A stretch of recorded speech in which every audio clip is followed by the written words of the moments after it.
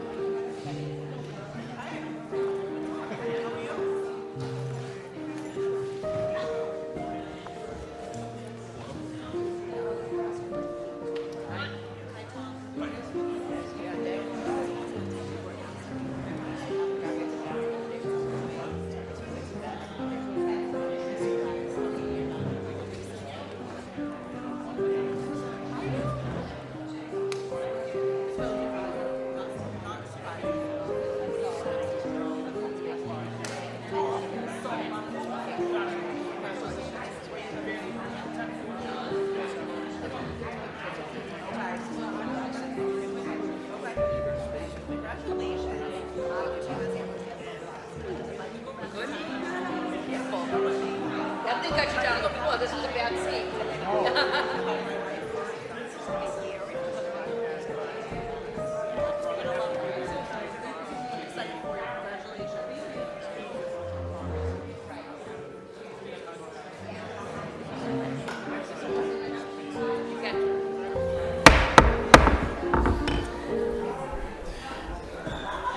April 15th, 2026, Lowell School Committee meeting come to order. Salute to the flag. I pledge allegiance to the flag of the United States of America, to the republic for which it stands, one nation, under God, indivisible, with liberty and justice for all.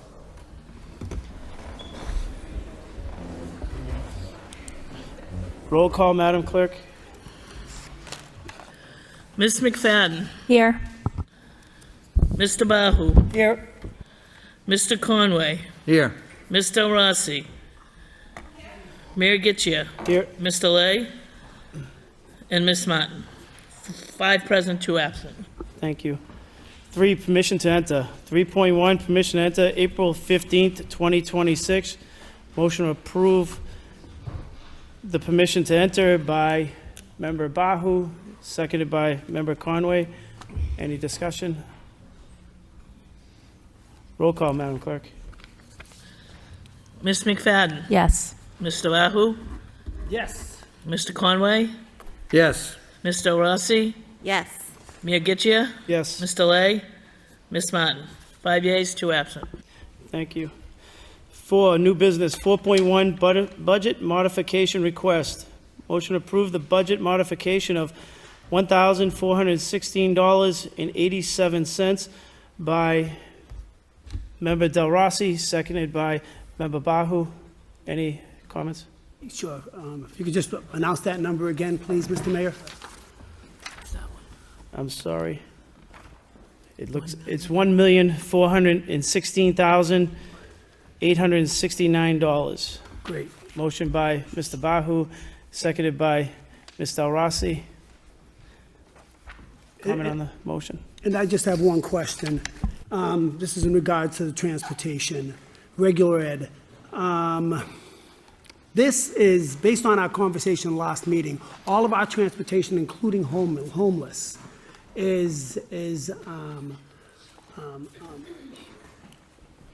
assisted by the state. They reimburse us by 63%. Is that correct? Not all of our transportation, Mr. Bahu. What part of our transportation? So there's some federal funding for homeless transportation, and there's some state and federal funding for special education that goes over a certain dollar amount. So beyond, I think it's 65,000? It's about 60,000, but that includes their beyond tuition 60 or as well. $65,000 per student. If, say, a student education and transportation costs, we'll say $80,000, the amount that's above the threshold is reimbursed at 75%. So it's only the threshold. So realistically, most students won't qualify. Correct, and the vast majority of transportation is on us. It's on us. Right. So, and then we're being choked by all this transportation as well, and McKinney-Vento and the homeless is really. And is there anything that's being done at the state level that is being considered to go ahead and, stop choking school districts? There are some attempts. I know that the Merrimack Valley Superintendents Association, with whom I work, have made representations to legislators and are attempting and lobbying for some changes to various rules, including transportation. Thank you. Ms. Del Rossi? Yes. Given the high cost of transportation, out-of-district tuition, and so forth, I know when the city does the budget and sent the letter back in December, it said that the school's rise in cost, but at the end of the day, these are federally and state mandated things, mandates, actually. So if we start losing federally and state mandated services, we're going to be in a lot of trouble. So I really think that we need to make sure that none of the budget being cut from the city is going to affect this. Understood. Thank you. Any other questions? If there's no objection, I have a couple of questions from up here. Superintendent Skinner, when we look at these large transfers from the budget, I often wonder how budget line items can be over budgeted by these amounts. And looking at this budget that we currently have, we don't outline by munis accounts where these transfers are, so it's hard to follow where these funds come from. One of them, only 4% of the money was spent this year, and now we're transferring out a large amount of money out of it, $168,000 out of it. And there's other areas where we're not even close, like speech therapists. We see in the munis reports, they don't align with, it seems that they're overfunded. Thank you. In the current budget that we're going to try to propose tonight, can you outline where those funds are and if those line items have been reduced? Because it's $1.4 million that is now transferred from accounts that have been over budgeted to be able to put them here to offset the transportation. And when we look at the current budget, we raised the transportation to cover the cost based off of this year's cost and last year's cost. So why would we need those line items appropriated as heavy if we can transfer these kinds of funds out? Mr. Mayor, I think those are great questions, and I encourage you and members to ask that sort of question. And there's several aspects to answering it.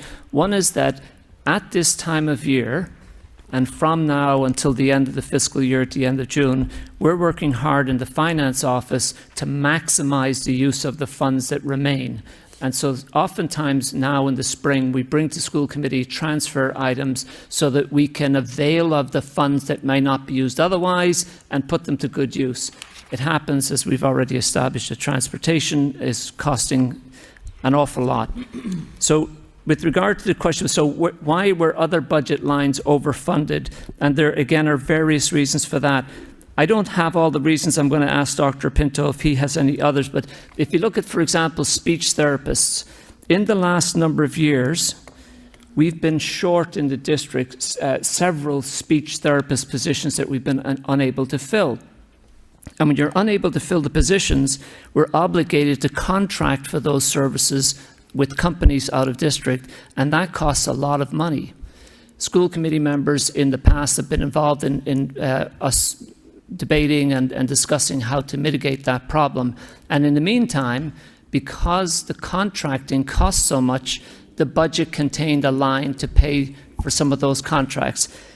This year, we've actually been successful with some creative recruiting and filling some of the speech therapists' positions that were previously vacant, and that's been a win for the district, and so we've not used as much out of the contract line.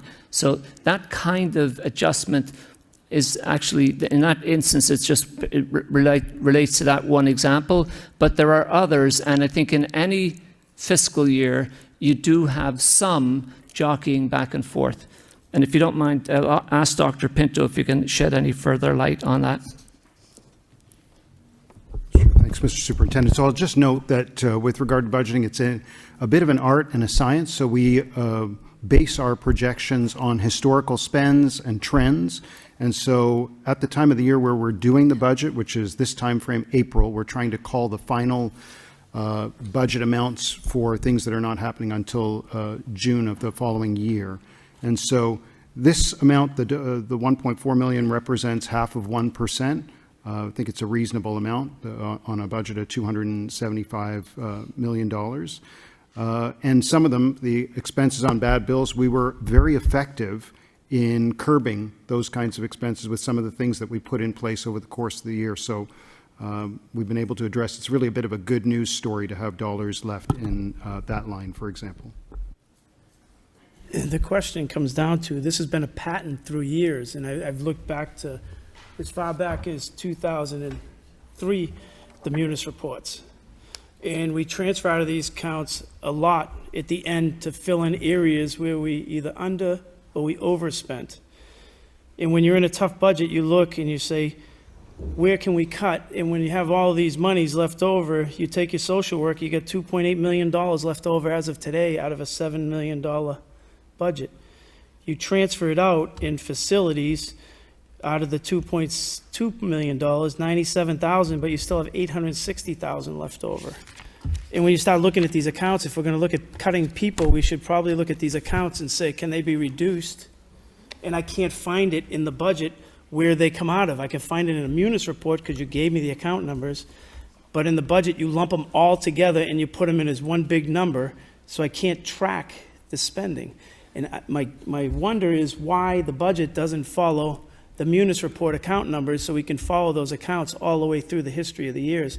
I can certainly follow the transfers out, but I can't follow the account itself. And that's what the question is when it comes to the budget piece. And right now, I think this is a lot of money that's getting transferred out to cover something that this year, if we appropriated the transportation higher, which you said all the way through, then we shouldn't need transfers because we see the pattern and we funded it much higher in this budget than we have in the past. So if these numbers are left over at the end of next year, did we cut jobs for nothing is the question. So, Mr. Mayor, can I suggest that your questions are, I think, call for additional detail, and I think we should go back and provide additional detail and bring it to the committee so you can see a bit more of the workings of it. I will say to you, in every single school year, and this happens on the city side as well, there is managing the budget, and managing the budget means there will be items that are overspent and there'll be items that are underspent, and some of it, as Dr. Pinto explained, it's self-interest to suggest it's for good reason. We've been able to hire more speech therapists, and therefore that line is costing us less than we anticipated, that kind of thing. But we'll get you more detail. And one final point for the committee and for the public. Over the last several years, with the assistance of Dr. Pinto and the staff, we have managed the budget better than we have ever managed it before. And a key metric on that is the amount of funds that is left over on June 30th that is turned back to the city. And that has been such a minuscule amount in recent years that we've worried the city that they like us to have a cushion. And we have reduced that cushion so much. In other words, we're using our funds to good effect. If there are funds left over in the spring, oftentimes we can make purchases that save our dollars in the future year. Mr. Mayor, your point is well taken, and I think we should get you additional information. Mr. Superintendent, all of that is well and good, but there are certain accounts that you can over-appropriate so that you can save other accounts that have trends, and that's what I'm looking at, because I've looked at the trends for the last 4 years, and you can see certain accounts at the end of the year, we transfer out heavy, and we fill in the need in other places. And one of the needs was the transportation piece. And this year, it's been stated over and over again that we have covered and we increased it enough to cover it or cover as much as we know based off of past budgets. So that's my question is, where are these monies coming from in your budget? Because you can't follow it from here. Right. And if you're level funding or increasing the funding in accounts that you're taking funding out of to support other areas, that's not appropriate funding of a budget. And Yeah, that's I the way agree, to look Mr. Mayor. I understand, and I think we'll provide you additional detail. One aspect of it that I can explain, and transportation costs continue to increase. Fuel costs are increasing, so transportation companies are charging more. We have had in Lowell, in recent years, more and more and more homeless students, and therefore there's more homeless transportation. I think a couple of years ago when I became superintendent, our homeless population was about 8% of our student body. It's now 11% of our student body. So those costs, even though we budget appropriately for the next year, we don't anticipate that there are more homeless students coming in the middle of the year, and so sometimes the budgets are overrun. We'll try to follow up, Mr. Mayor, and give you all the detail that you need. Dr. Pinto, do you feel as though you appropriately funded transportation for next year in the budget? Or are we going to need more transfers at the end, based off of past? So that's an excellent question, Mr. Mayor. I'll offer up this year as an example. So this is my second budget cycle in the district, so I can't speak to, I'd have to go back and research previous years in order to furnish you with detailed information on that. As far as we know, at this point in time, we have budgeted correctly for the FY27 year. But homeless transportation is an excellent example. We budgeted $400,000 for homeless transportation this year, and it far exceeded, overshot the mark. So that's a very difficult number to pin down. We don't know which students will be arriving in our district and which students will be in need of transportation, and we don't know where they'll be going either. So we're basing it on a historical spend, and so we have this year to serve as benchmark. How much money did the transportation go up this year from last year?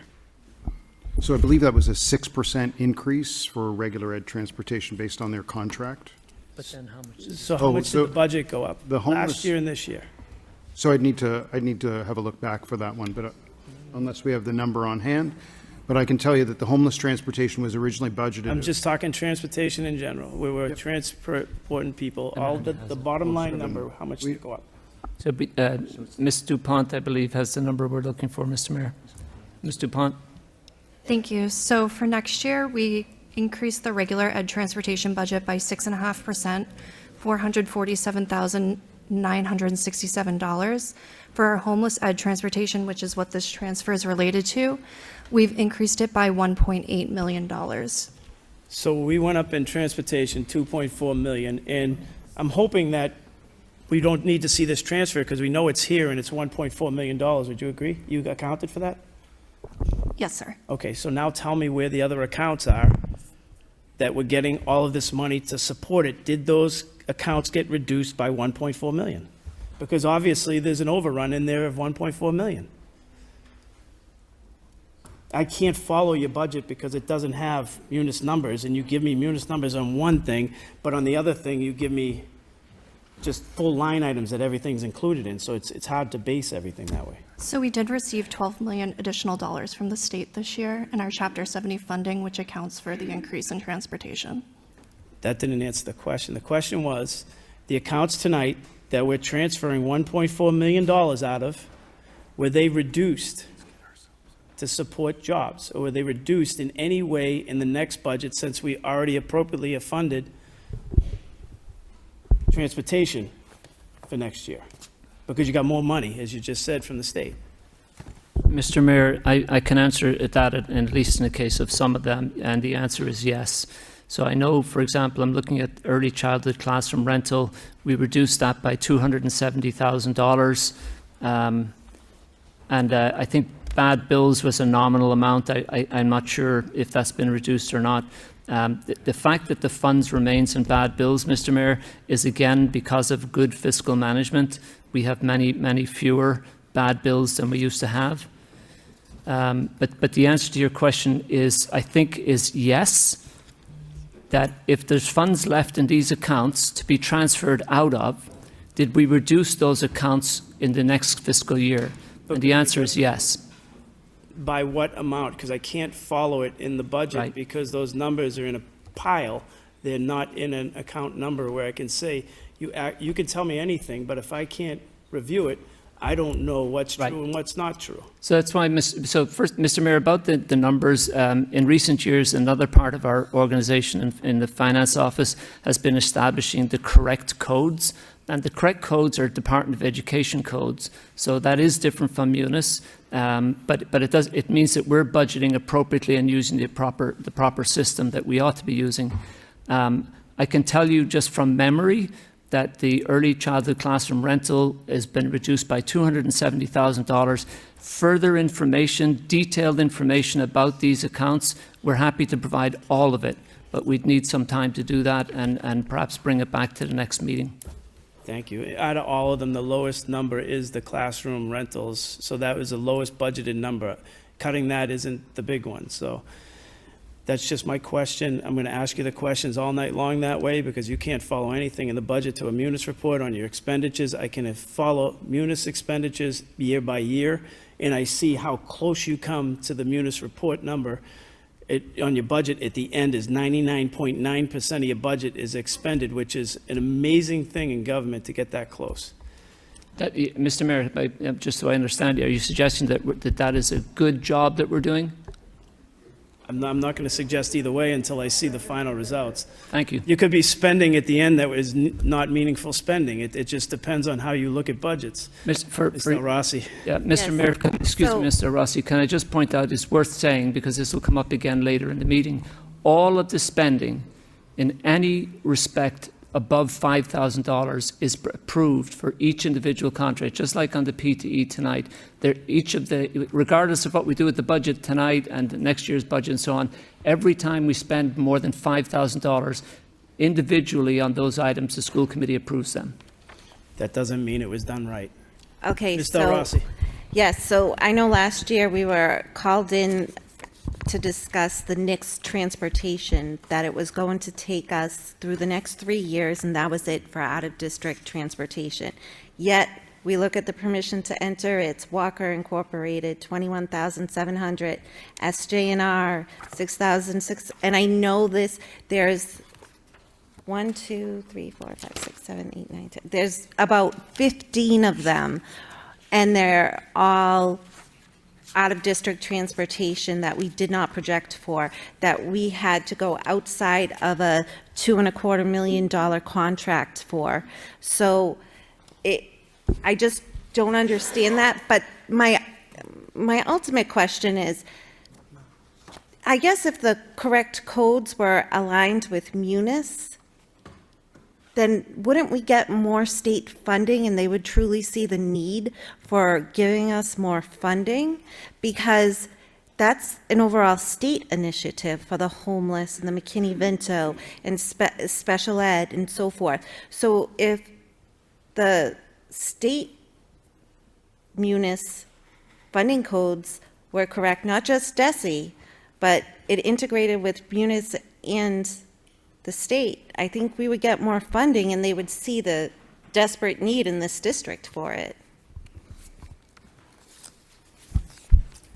Mr. Lay, you're sitting in front of Miss Martin's sign, so I almost called you Miss Martin. He wanted to be close to me.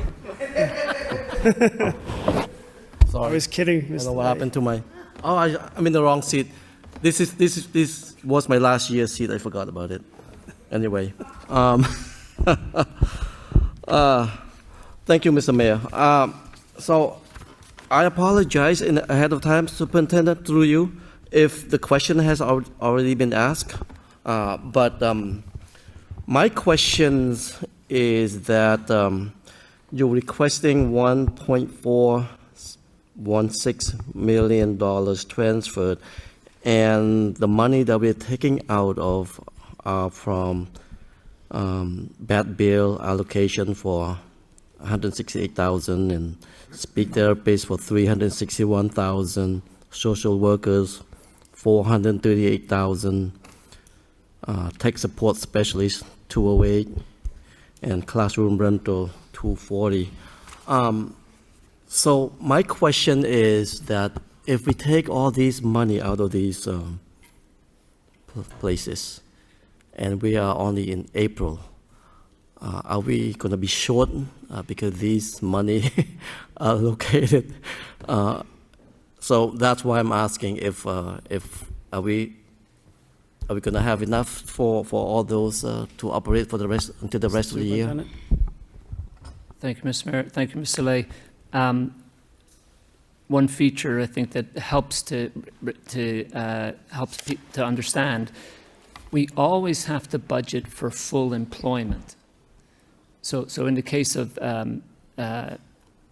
social workers, for example, or any other position, technology specialists and so on, in our budget, we have to set funds aside for all of the people that we intend to hire in the district.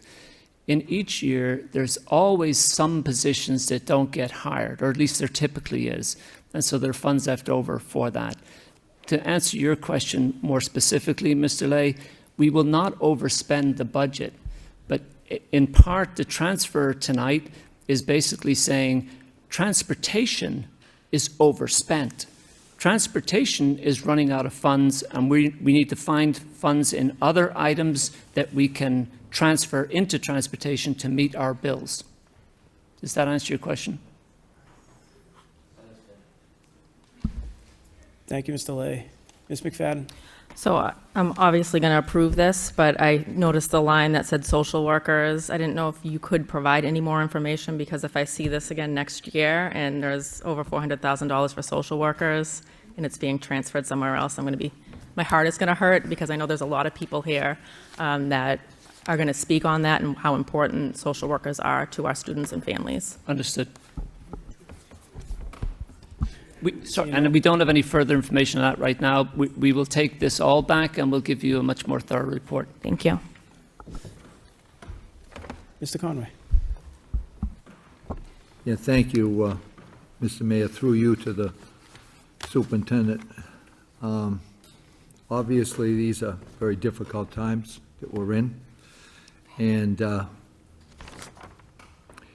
couple weeks ago, I mentioned that in order to save jobs, that we should probably take a look at the outside consultants. Because each week,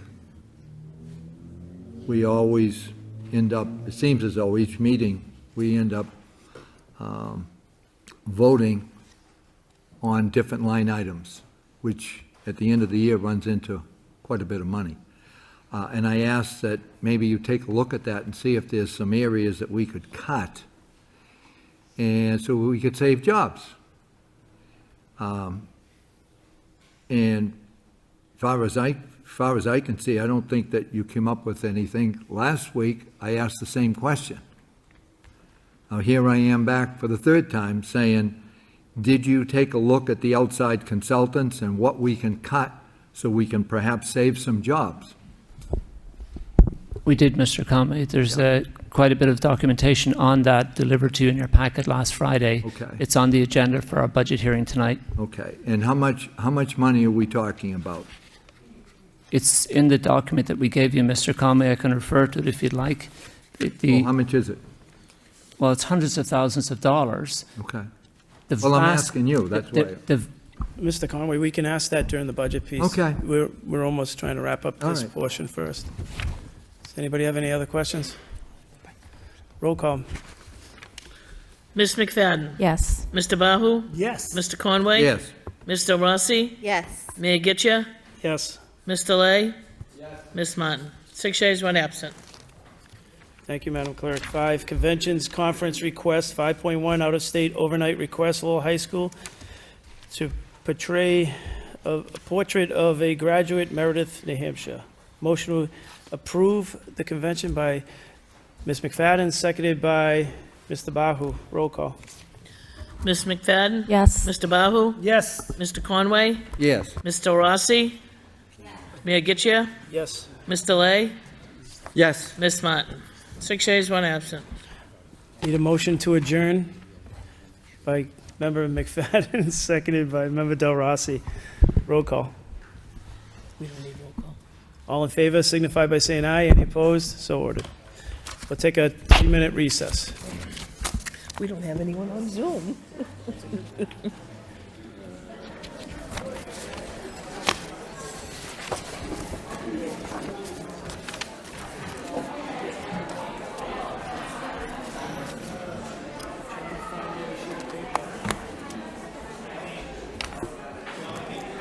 You know what, Eric?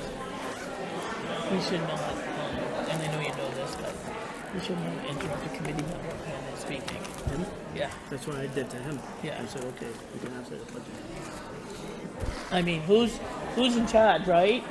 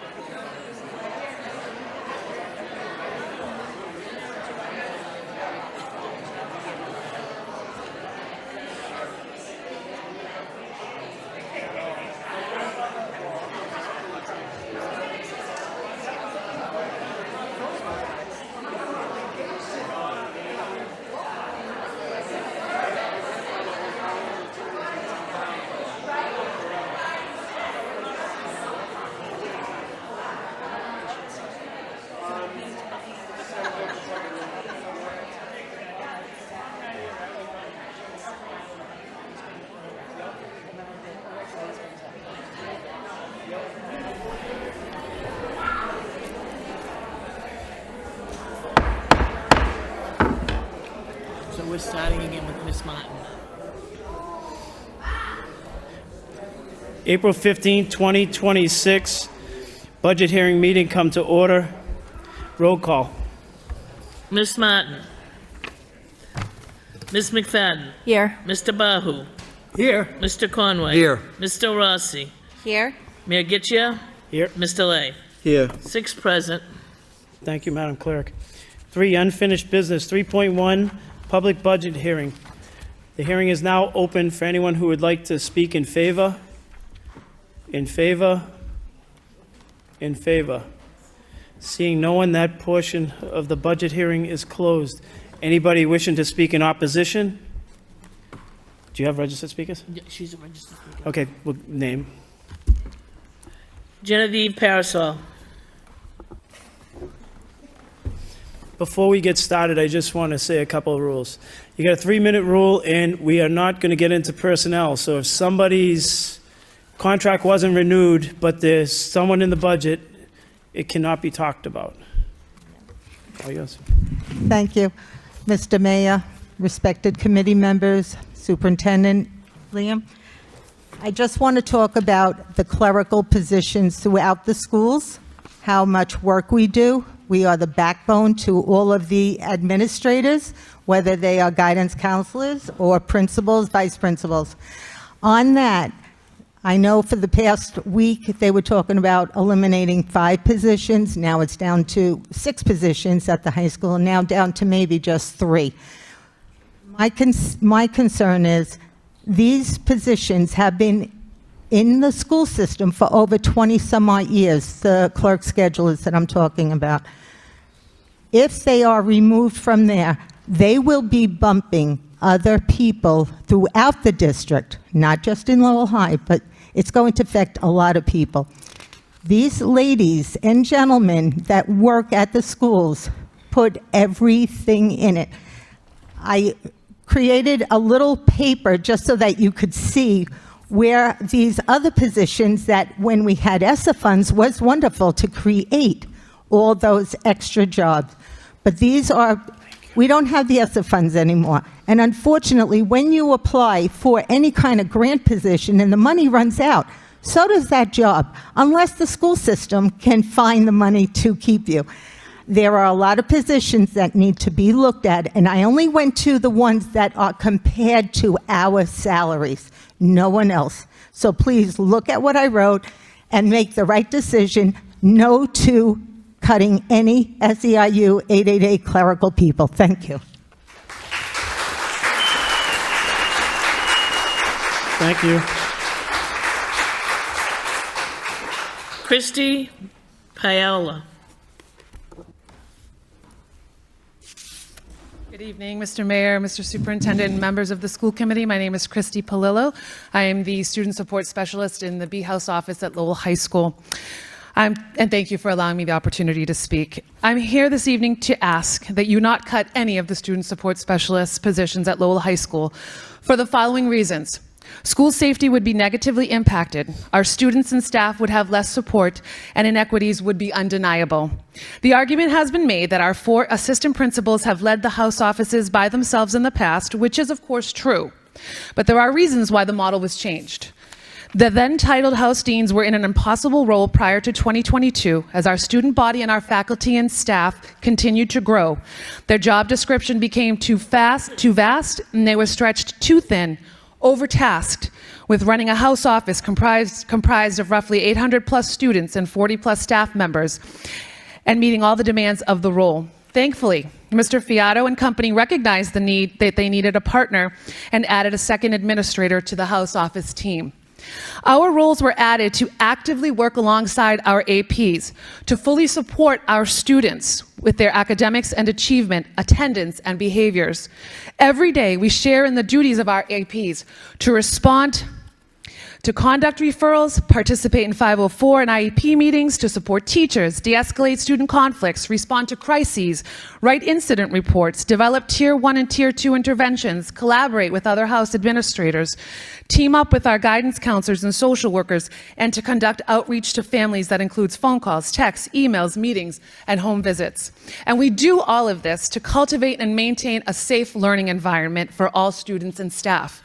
10 years ago, safety at LHS was a serious concern. Statistically speaking, in the years prior to COVID, the 4 House Deans had to handle an overwhelming number of major infractions. Those involving bullying, violence, drugs, weapons, and threats. For example, in the 27-2018 school year, 477 students were disciplined for said major infractions, resulting in an 11.1 suspension rate. However, together with the APs, we have cut the number of major infractions by 68% over the last 3 years. I will repeat that, a 68% reduction in major infractions, made possible by the partnerships forged between APs and SSSs. Some cynics and skeptics will say that the APs can do it, and they have. But is it equitable? We need you to recognize and understand that each house office is, in essence, its own school. Every school in the district has a 2 or 3 person administration model. For quick math, even if we only counted the 2 assistant principals in each of the 5 through 8 middle schools, that's still 12 administrators for over 3,600 students. Each house office's student population is greater than each of the 5 through 8 middle schools. If you are planning to eliminate our positions in the house offices, then students, families, and staff will be at a disservice because the responses won't be equitable or timely and access will be limited, which goes against everything that we have worked for on have worked on for the last 3 years. Several years ago, our students indicated that an overall poor sense of belonging in the LHS community. In response to that, we have stressed the importance of relationship building with our students. The SSS position in each house office has been an integral part of making connections that can make a real difference between students falling through the cracks or finding a place in our school community where they can thrive. As of now, everyone is seen with the level of care and attention that they deserve, and our presence in the house office allows us and our APs to respond in depth. Otherwise, APs will only be able to provide quick, reactive responses. In the end, if we have committed to DESE, NEASC, and Portrait of a Graduate that we are going to decrease chronic absenteeism, increase academic success and graduation rates, and provide students access to diverse staff members, cutting these positions undermines the progress that we have already made and will continue to make for our students and staff. I will leave you with a quote that one of our staff members shared with me just the other day. "The house office is the heartbeat of our student body. Remove even one part of it, and the whole system struggles to breathe." Thank you.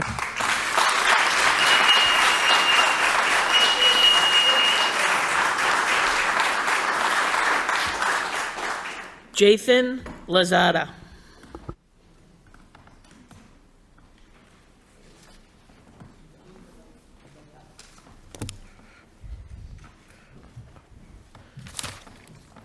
Hello, my name is Jathan Lozada, and I live at 17 3rd Street in Lowell. I'm a senior at Lowell High School, and I'm hoping to graduate this June. I'm here today to speak about the student support specialist positions at Lowell High School because they've made a real difference in my life as a student at LHS. A lot of people don't really know what student support specialists do, but I can tell you what they've done for me. My sophomore year, I got into a fight with another student, and when I was going to get suspended, my mom was upset she had to leave work. She came to school angry with me, and things were not looking good with the AP and with my mom. At that point, I felt like everything was kind of not going well. But the student support specialist took the time to listen to me. She talked with me and my mom, and instead of just letting me get suspended and forgetting about me, she helped me come up with a plan. She set up check-ins with me and made sure I stayed on track. That support helped me not fall behind.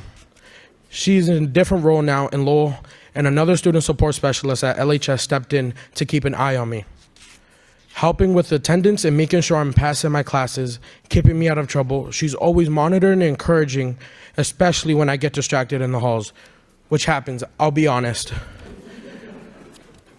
I don't really like school, and it's been hard for me to go to classes, but I do want to graduate, and having someone in the building who checks in on me, who notices when I'm off track and actually cares, takes time to connect with me, that's what helps me keep going. Even now, when I spot my former student support specialist in the building for a meeting, she always stops to talk to me. Recently, I told her I was struggling to make it to graduation because of attendance and my grades. She told me, "Jathan, I'm not worried about you. You will graduate and you will be fine out there in the real world." She even told me I was going to be mayor one day, and I told her when I come back to LHS, I will be a lawyer and debate everyone. So it's nice to have someone still believe I can be the best. When I say student support specialists matter, I mean it. They're not just staff, they're mentors. They hold us accountable and they believe in us when we need it, especially when we find school hard, and that goes for the clerks as well. Without their support, I don't know if I'd be making it to graduation finish line. So I hope I have helped you to understand a little bit more about the SSS role and why they are needed. Thank you.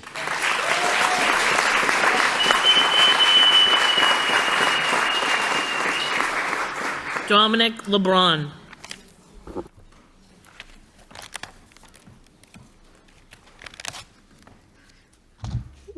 Good evening, Mayor, Superintendent, committee members. Thank you for this opportunity to speak. My name is Dominic LeBron, and I'm a senior at Lowell High School, and I am a member of School Site Council. Member, the Policy Scholar. I'm here today because I'm concerned about the budget cut process, and the lack of communication and transparency. I will state that I appreciate the reinstatement of the Fine Arts Department Chair, the College and Career Counselor, and the Freshman Academy Counselor. However, I'd like to address my concerns about the Student Support Specialist positions and the BRIGHT program and how they're being cut. I want to state why these positions are critical to Lowell High School and why I'm even concerned in the first place. To be honest, I didn't think I'd be able to graduate. When I first came to Lowell High School, I didn't even think I would make it. My Student Support Specialist made me believe that I could go somewhere, along with every other position that is at risk of being cut. A lot of people think like that. A lot of people are in tough positions, and that is how high school is. You are struggling with so much as a teenager. And we want to cut these positions? I will make it to graduation, and I will be going to college because of the help. And so many students will be too. Moreover, the BRIGHT program is another concern. There is over $400,000 for social workers in the budget. And that was literally just stated. We have the money for the social worker. However, the program is being cut because we don't have the funding for the teacher partner in the program. Can't we just save the program and use tutors and paraprofessionals to provide academic support? You know what this reminds me of? A psychological term called tilting the floor of human behavior. That's what my psychology teacher taught me. Sorry. What I learned in cognitive psychology is that we value certain things based off what we deem good and what is worth our time. We see this term tilting of human behavior in everything, and right now we see it the most. We have a value floor for education. What the careers or the people in these positions we don't deem worth our time, we want to cut because we always don't see the value. But the students do. We see it every single day. We simply state it is what it is because we don't want to look at the alternative. I hope that the board and decision makers find the value in these positions and the programs and can bring them back. I hope that we can find the alternative. Thank you.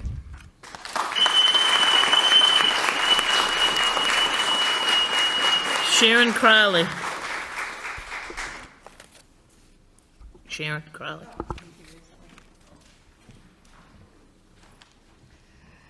Good evening, Mayor, Superintendent, and school committee members. My name is Sharon Crowley. I live at 10 Garrison Road in Dracut. I'm currently employed at Lowell High School Freshman Academy as a clerk scheduler. There are 5 clerk schedulers for each house office. This student-facing position works collectively with the house office and guidance teams to service students all day, every day. The current proposal to cut 2 of the 5 schedulers is very concerning, as the remaining 3 schedulers would have to support 2 additional houses located in 3 different buildings. Reducing the number of schedulers will directly impact counselors' ability to effectively meet all students' needs. Clerk schedulers were created over 20 years ago as a specialized administration role to support school counselors after an accreditation review. The ratio of counselor to student was well above DESE standards. As a cost-effective strategy, the clerk schedulers were put in place to allow counselors to focus more time on direct student support. Reducing the clerk schedulers from 5 to 3 is said to shift responsibilities not only to the remaining schedulers, but to counselors and other support staff that are in different unions and/or different grade levels that are not part of their current job responsibilities. Enrollment is a large part of a clerk scheduler's job, who play a vital role in enrollments throughout the school year. On average, we had 400 new students, 800 per house this year. With the new vocational admissions process, the number is projected to increase. In addition to enrollments, the schedulers process as many as 100 withdrawals per year. The first several months of each school year, each house is inundated with students enrolling and withdrawing. Again, with the new enrollment process at the vocational schools, this number is going to be much higher. Clerk schedulers have a critical role with 504 plans, which are legally binding documents. The number of students on a 504 has had a steady increase in the last 6 years. They now average about 35 per house. In addition to the 504 plans, IEPs have also had a significant increase. More and more students have social emotional issues that require a substantial amount of time in the guidance office. Other meetings being scheduled regularly, which also require numerous reports for each meeting. Teacher-assisted team meetings, school-based attendance meetings, parent-teacher meetings, course selection meetings. This year we had 2,485 meetings. Senior one-on-one appointments with counselors, averaging 197 students per office. Quarterly meetings to discuss failures, attendance, ensuring graduation requirements are on track. With all the meetings that the counselors are required to attend, clerk schedulers are often left to provide services to students that come in with immediate needs. We respectfully request that you reconsider the elimination of any clerk scheduler position. Thank you for allowing me to speak.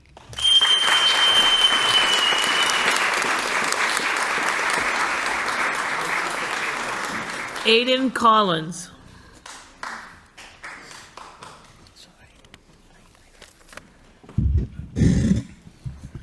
Good evening, Superintendent Skinner, Mayor Getchier, and school committee members. Thank you for allowing me to speak tonight. My name is Aiden Collins, and I'm a junior at Lowell High School. I am here to address the proposed budget cuts, specifically the decision to reduce our student support specialists from 7 to 3. This is not just a number on a chart. This decision directly impacts the well-being, safety, and success of the everyday student. At Lowell High School, our system is built around house offices. Each of the 4 house offices include an assistant principal who acts as the main leader, a student support specialist who functions like an assistant principal, 2 guidance counselors, a social worker, a clerk, and a clerk scheduler. This team works together to support students academically, emotionally, and behaviorally. The student support specialist is a key part of how the entire system runs. In addition to the house offices in our main buildings, Lowell High School also has a freshman academy. The FA consists of the same structured team while also having an extra guidance counselor, social worker, and student support specialist. Within the first 2 months of my freshman year, I was unhappy and uncomfortable transitioning from middle school. I even went as far as applying to the VOC and Lowell Catholic mid-year, and I was accepted into the VOC.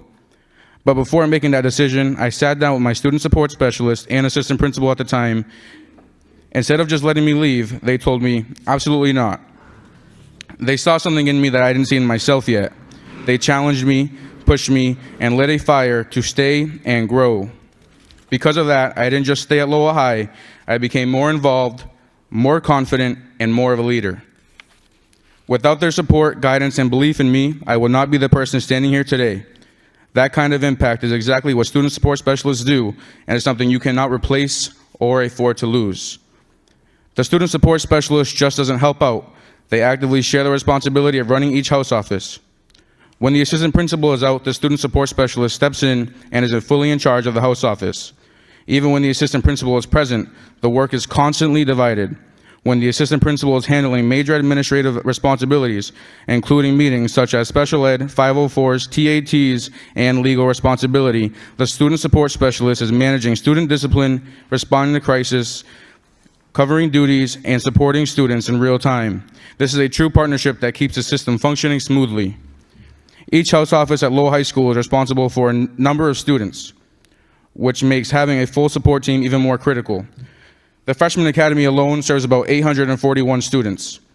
Then, 2,533 students in grades 10 through 12 are all divided into each house office, which is about 635 students in each house office, totaling 3,374 students at Lowell High this current year per DESI. With the proposed cuts, there will likely only be 1 student support specialist dedicated to the Freshman Academy, responsible for all 840 students. The remaining 2 specialists would have to swing between 2 houses, meaning each of them would be responsible for roughly 1,200 to 1,300 students across house offices. That level of coverage is simply unrealistic and would make it nearly impossible to provide consistent, timely support for students who need it. Cutting more than half of these positions would seriously disrupt how house offices function. Instead of having a full support team, we will be left with major gaps that directly affect students. At a school as large as Lowell High, 3 student support specialists cannot realistically meet all the needs of all students. This means slower responses, less support, and more students falling through the cracks. I understand that the budgeting involves difficult choices, but cutting essential support staff is not the right solution. I respectfully ask that you reconsider these cuts and protect our student support specialists who play a vital role in our school community. Thank you.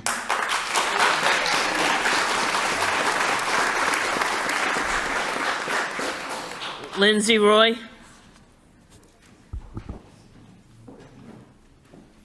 Good evening. My name is Lindsay Roy, and I live at 161 Abbott Street in North Andover. I am grateful to have served the students and families of Lowell as a guidance counselor for the last 13 years. In that time, I've learned that you can't fully understand a role unless you've worked in it. And in one of the largest urban districts in the state, every role carries far more than what is written in the job description. Every role matters. Every person matters. And every contribution plays a part in the success of our students. I am here to speak up for our clerk schedulers, the backbone of our guidance department. I want to clarify that clerk schedulers do not create student schedules. They manage the logistics and daily operations of all counseling services in our house offices with precision, organization, and knowledge. I worked 8 years at the middle school level without a clerk scheduler. When I moved up to Lowell High School, I felt elated that I would have a clerk to partner with. I can tell you firsthand that the amount of clerical work required to run a guidance department is monumental.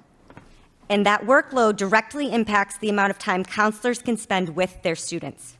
At Lowell High, with caseloads averaging 320 students, far higher than surrounding districts at 216, cutting clerk schedulers, our enrollment counselor, and house office student support specialists would shift an overwhelming burden onto counselors and house offices, significantly reducing counselor ability to be student-facing. This year alone, I've held over 2,300 student-facing meetings. Our clerk scheduler made that possible by scheduling each of those meetings, preparing the necessary paperwork, communicating with families, and managing our calendars, all the while taking phone calls, triaging students, updating and maintaining student records, and managing countless new tasks as they come up, often with no training. I don't have time up here to name even a fraction of what they do. They are truly magicians. But most importantly, clerk schedulers know our students. They are often the first face a student sees when they walk into the office. They are a steady, compassionate presence. They set the tone. I urge you to reconsider. Our clerk schedulers are essential. If we truly believe in supporting our students, then we must also support the people who make that work possible. Thank you.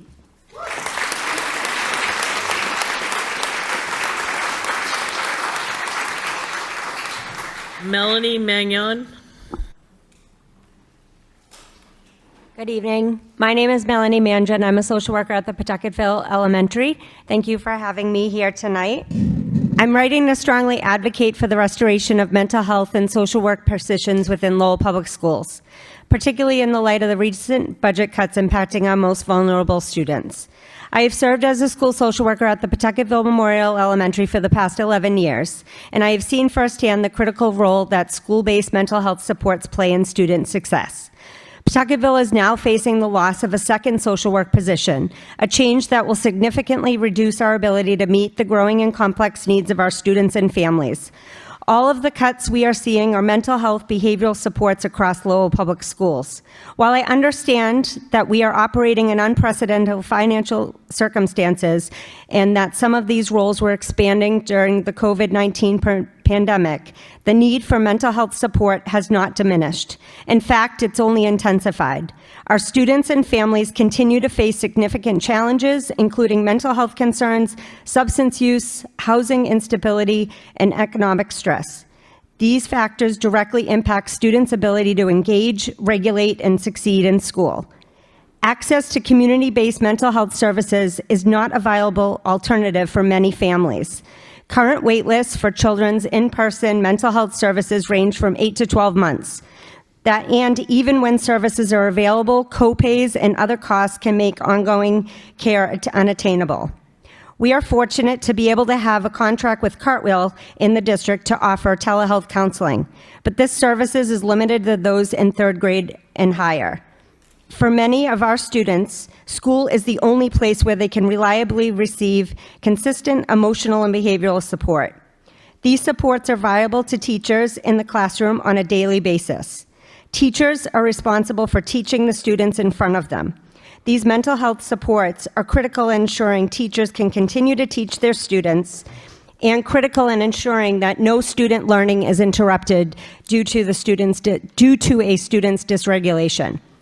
It's widely acknowledged that academic achievement is a top priority in our schools.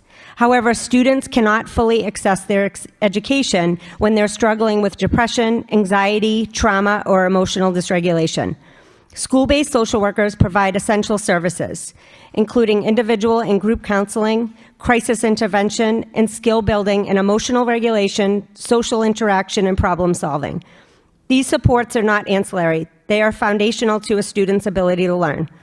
Maintaining adequate mental health staffing in schools leads to improved attendance, stronger academic outcomes, increased student retention, and safer, more supportive school environments. Reducing these services risks undermining the very academic goals we are striving to achieve. I urge you as decision makers to carefully reconsider these cuts and to prioritize the restoration of school mental health and social work positions. Investing in our students' social and emotional well-being is an investment in their academic success and in the overall health of our school communities. Thank you for your consideration.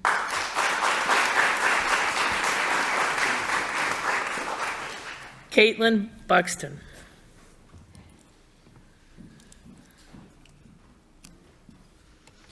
Good evening. My name is Caitlin Buxton, and I live at 321 River Road in Manchester, New Hampshire.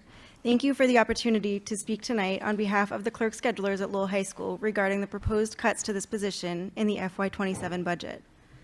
The clerk scheduler position at Lowell High School is unique.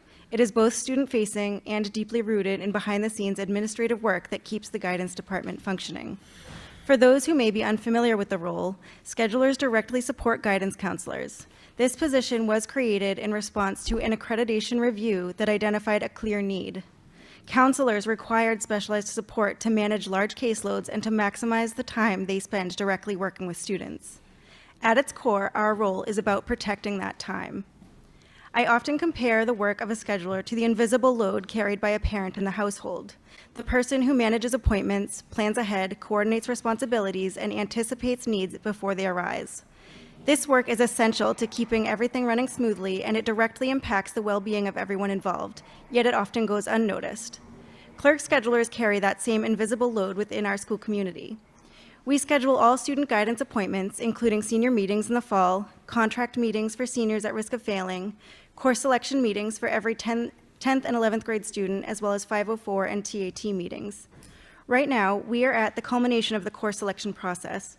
Over a 35-day period, I have spent an average of 5 hours per workday scheduling appointments for 10th and 11th grade students. That is 175 hours dedicated solely to scheduling appointments. That is 175 hours that counselors did not have to spend on administrative work. 175 hours they were able to spend directly with students. If these positions are cut, those hours do not disappear, they shift. And they shift directly onto counselors who are already working beyond their contracted hours to meet student needs.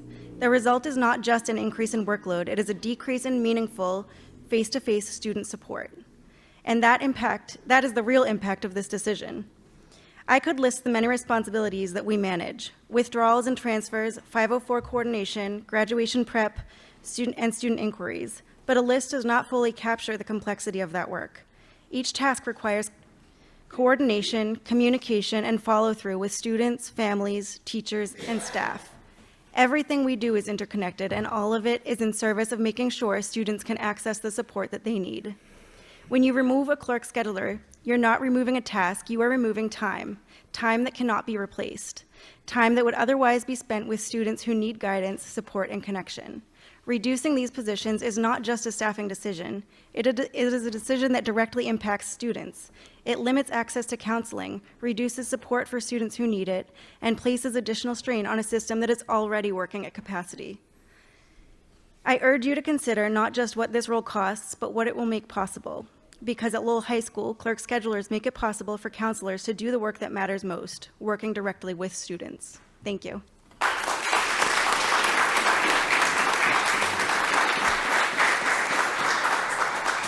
Megan Tassini.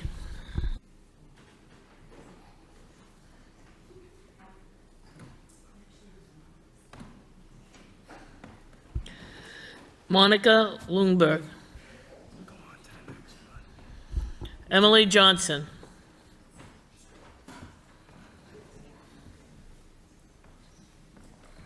Hi, my name's Emily. I am a current junior music studies major here at UMass Lowell, and the speech that I kind of wrote is kind of philosophical, but keep it in mind.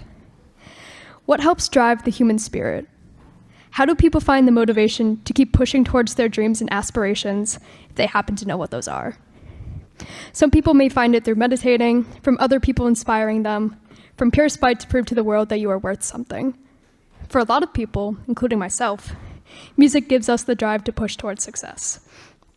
Music, especially nowadays, is my escape from reality, my medium to help figure out who I am and where I belong. For a lot of people, it is our entire lives, and we simply cannot figure that out once we hit high school. The arts in general give a sense of individuality and expose their perspective and personality to others.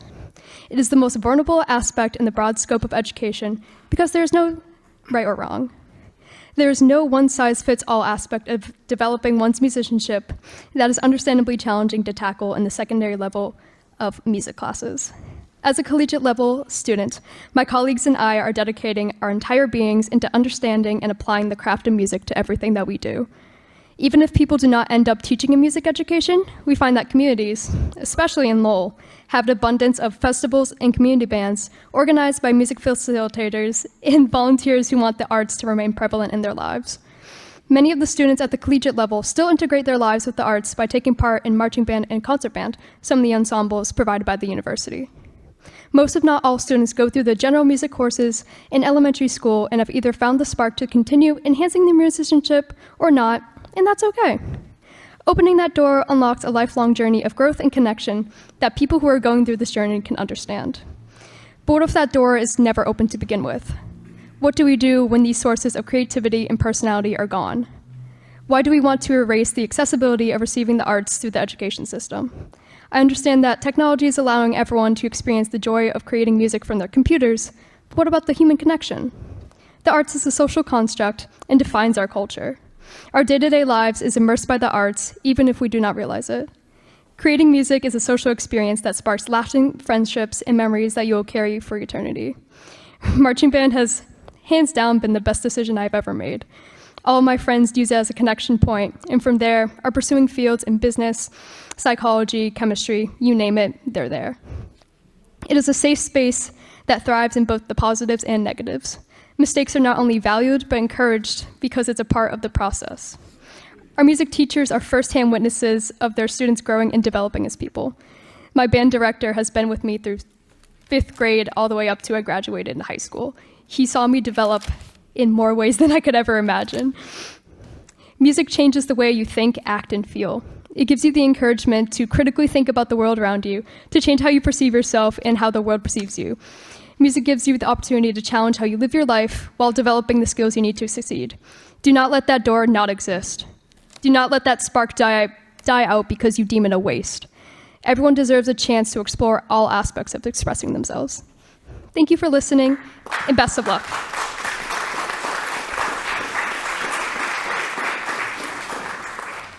Monica Lundberg. Good evening. My name is Monica Lundberg. I live at 12 Alyssa Drive. I am the parent of a 7th grader, and I'm here to talk about the positions being cut at the high school for the Bright program and the clerk schedulers and the student support specialists and social workers district-wide. There's a common thread in all of these and in the arts and music positions as well. From what I've been hearing watching the meetings the last 2 weeks, I hope you've noticed this thread. It's mental health. Our students who struggle with their mental health need these services. I know that personally. I've seen it in my daughter. These positions are often the difference between whether a child is able to access their education or not. In a Finance Committee update in February, Mr. Skinner wrote about the financial situation that we were at risk of approaching functional minimums. I'm here to say we're already there. We are at the functional minimum. 2 years ago, when we were at the height of ESSER funds, the most staffing we've had in recent years, my 10-year-old was in crisis at school, and it was an hour before there was a mental health professional, mental health first aid trained personnel available to meet with her. Not because of anything that any of those staff members had done, not because of neglect, simply because too many other students were in crisis that day first.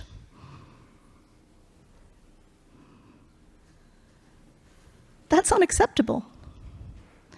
It's untenable. And we want to cut more. That's a tragedy for these kids. I also want to point out that it's a big financial risk to the district, because what happens when a student can't access their education in their current setting? They go to a therapeutic school, which costs the district a lot more. I think that the decision to cut these, besides being devastating to students, and that is the most important part, it's also penny wise and pound foolish.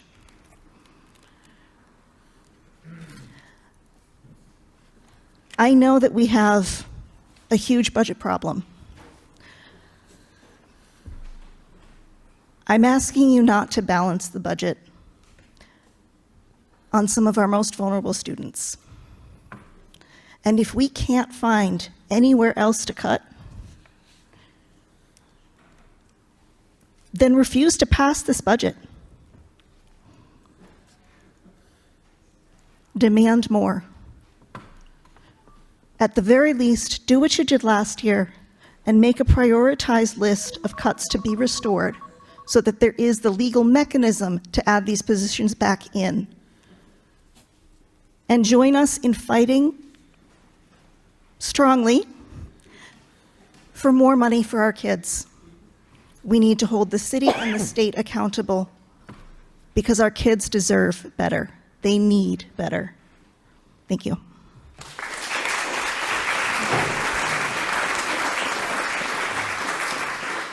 Serenity Mees and Jalen Seuss.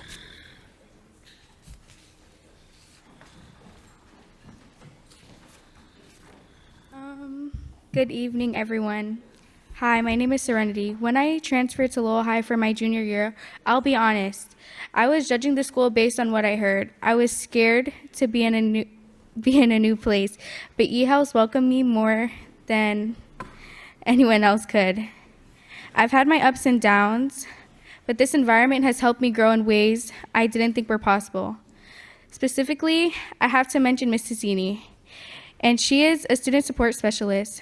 I don't have a lot of support systems that I'm comfortable with, but she is someone that I trust completely.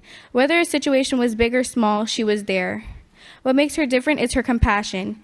Even when students are in trouble, she doesn't just see the problem, she sees a person. She is incredibly understanding and makes a real effort to hear everyone's side of the story before passing judgment. A school's aesthetic shouldn't be measured just by its paint job. It should be measured by how well its students are equipped for the real world. Students don't need a fancy scenery. We need a reliable resource and mentors like the student specialists who actually care.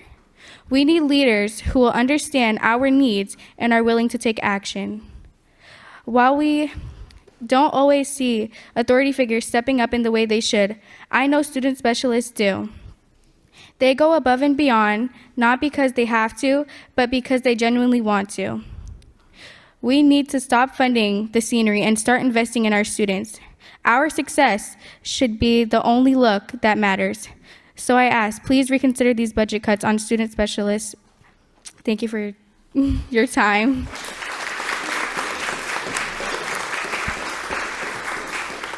Would anyone else like to speak in opposition?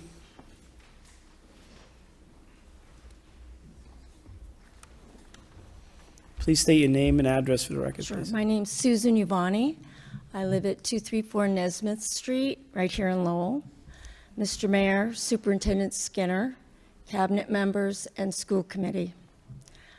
I am a proud second grade teacher at the Maury Elementary School, and I also serve as the vice president for elementary teachers for the United Teachers of Lowell.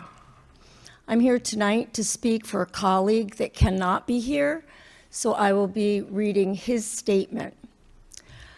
The statement is from Colby Callery, who works at the Greenouch. Colby's a kindergarten teacher at the Greenouch.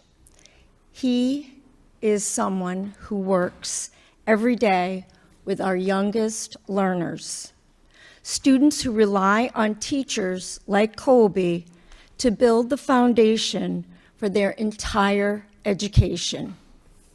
He wants to speak directly about the proposed cuts to school-based positions. These decisions will have real and immediate consequences for students. When we reduce teachers and support staff, class size increases. And when class size increases, individual attention decreases. In kindergarten, that attention is not extra. It's essential. This is when students learn to read, to communicate, and to navigate school. Without enough adults in the room, the needs of the students cannot be met.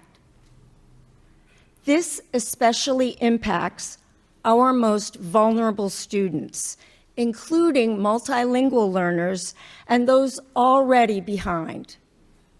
They will receive less support at the exact time they need it the most. And we already know what works. This year, administration has examined the impact of smaller class sizes at the Greenouch School. The results have been clear. Stronger student engagement, better academic outcomes. And it's a model that other schools have looked to replicate. So why would we take away something that we know is successful? The enrollment argument also does not tell the full story. Changes in zoning and housing, especially the loss of spaces that supported refugee and unhoused families, have shifted where students are, not whether or not they exist. At the same time, census data shows that the number of school-aged children in Lowell is expected to increase. He also wants to acknowledge that conversations about pay equity are important and deserve attention. But is it fair to ask how we are balancing those priorities with decisions that directly impact classrooms? Because every budget decision reflects a value. Are we valuing early literacy, knowing how critical it is to long-term success? Are we valuing equity, ensuring that all students get the support they need? Are we valuing what we have already seen work, smaller class sizes that benefit students? Or are we making short-term decisions that will only have long-term effects? Students only get one kindergarten year. Susan, we have to wrap it up. You've been the Only longest one speaker by chance at the far. foundation. Hang on, Mr. Mayor. You're over 4 minutes. We're not hanging on, so Please move on to the don't next take speaker. that foundation away We from them. thank you for your voice. Can we Thank please you. move on?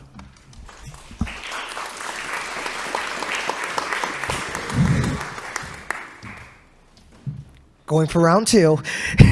Chris Romero, 329 Moody Street. I'm speaking in solidarity with all these staff in here that they do not deserve these cuts. And I demand respectfully this school committee, sorry, to please reconsider this decision. Like I said last week, to please reconsider this decision. As a former Bailey School student, I do not want to see my former principal lose their job because of this. So I highly respect this, and I'm looking at you, Superintendent, to please reconsider this decision on behalf of the people, on behalf of the students, on behalf of the staff. So please reconsider this decision, because mic drop, I stand with the staff and students. Thank you once again.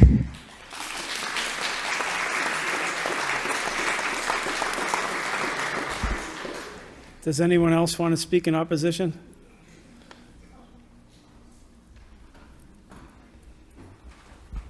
Good evening, Mayor, School Committee. My name is Joy Flanders, and I am a teacher here in Lowell for over 30 years, and most of it has been at the Greenelge School. And I have seen the changes. I have been through quite a bit over there, and it's remarkable. And we should be proud of it. I'm speaking to the committee tonight as a very proud Greenelge School teacher. Our student population is extremely diverse and has high needs. Currently, 93% of Greenelge students are identified as high needs compared to the 82% of the district. 44% of our students require MLL support compared to 30% of the district. The Greenelge School has been working hard to improve learning outcomes for our students. We have effectively implemented Tier 1 curriculums for reading, foundational skills, and math. As a school, we have focused on providing language support for our students throughout the day. But most importantly, we are providing a safe and welcoming learning environment for all our students. Our hard work is paying off. We have made significant progress in MCAS, and on a recent visit from the district and state, we were complimented on our strong and safe learning environment and routines and structures and inclusivity. This does not seem to be the right time to make drastic changes to our school structure. Due to lower enrollment in our kindergarten classes, the proposed budget eliminates a kindergarten and grade 1 classroom for 2026-2027 school year. We will go from 4 classrooms at those grades to 3. There are currently 65 kindergartners at the school. This is an average class size of 16. Next year, those students will be put into 3 classrooms with a starting class size of 22. Studies have shown that reducing class size increases overall student achievement, especially for younger, disadvantaged children. Other schools in the district have between 75 to 95 kindergarten students. Why are students not placed equally in this district? If this cohort of kindergarten students is smaller, shouldn't it be reflected equally across the district? When funding is based on student enrollment, it does not seem equitable to not enroll students equally. Why are less students placed at the Greenelge, which then results in having to make the most cuts? This may be a problem with how the district places students in our schools. If we cut a kindergarten and first grade classroom in the 2026-27 budget, does that mean we cut a second grade the following year? Or do those students reap the benefits of having smaller classes once they get to second grade? Or are we continuing to cut a grade level classroom each year? Why are we proposing to cut the most forward-facing positions in our school, the classroom teachers, especially since those positions were not added to the budget with ESSER funds? Thank you.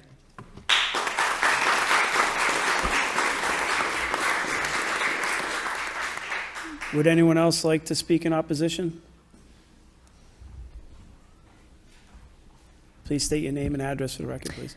Hello, my name is Neela Rivera. I live at 23 Ellsworth Street here in Lowell, and I am an alumni of Lowell Public Schools. And I want to talk about the budget cuts that we're having, specific to music and in general. So I come from a very creative and musical household. We don't have any instruments other than our own singing voices and what we can make with our own hands. But art has always been in my home. It's always been in my life. I've loved art, music, theater, and expression from a very young age. And I looked for every opportunity that involved doing something musical and creative. And a lot of those opportunities have come from the schools, which is why Mr. Riley, my music teacher, was the most prominent teacher I remember from elementary school. And had there been better programming for theater and dance in middle school, maybe I would find myself in performing arts today or with another skill under my belt. Despite the fine arts not being the main focus of what I study in college, it is still a very large part of my life, thanks to the influences that I have at home and those that I had in my schools. And I only want to bring attention to the importance of fine arts from a young age, but also the importance of a fully funded public school. I come from an immigrant family, a single-parent household, and these circumstances had made it that me and my siblings are the first to go to college. The reality is that without public education, I wouldn't have a chance for any kind of education. Without public education, my mother would not be able to pay for the education for her children.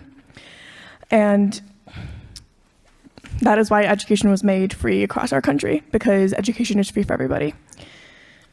The City Council and School Committee should already know the opportunities and hope public schools provide for the children of Lowell.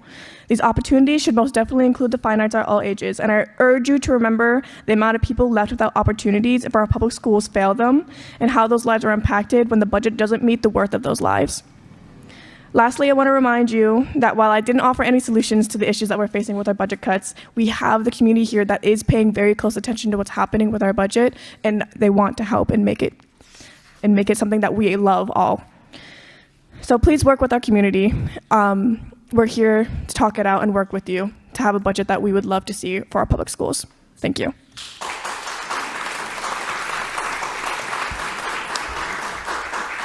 Would anyone else like to speak in opposition? In opposition? In opposition? That portion of the meeting is closed. Now we'll open it up to the body.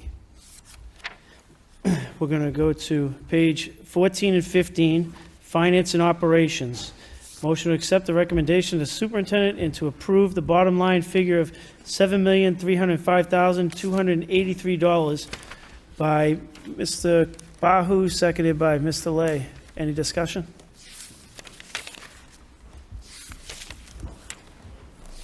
Mr. Bahu.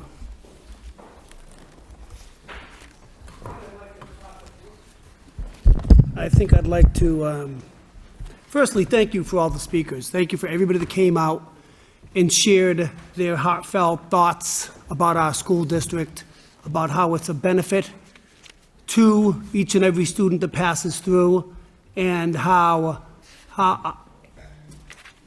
beneficial they are and the people that they are supporting in their roles in moving the school district forward. So I'm very, very thankful for all of your words and all that you had to say. I think, Mr.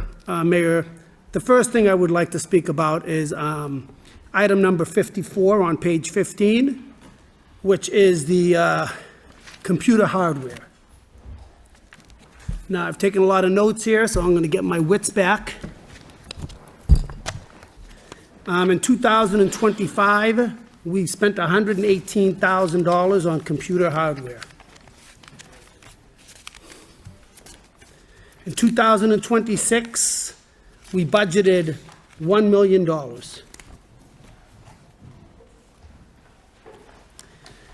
Now we're asking for a budget in 2027 of another $1 million.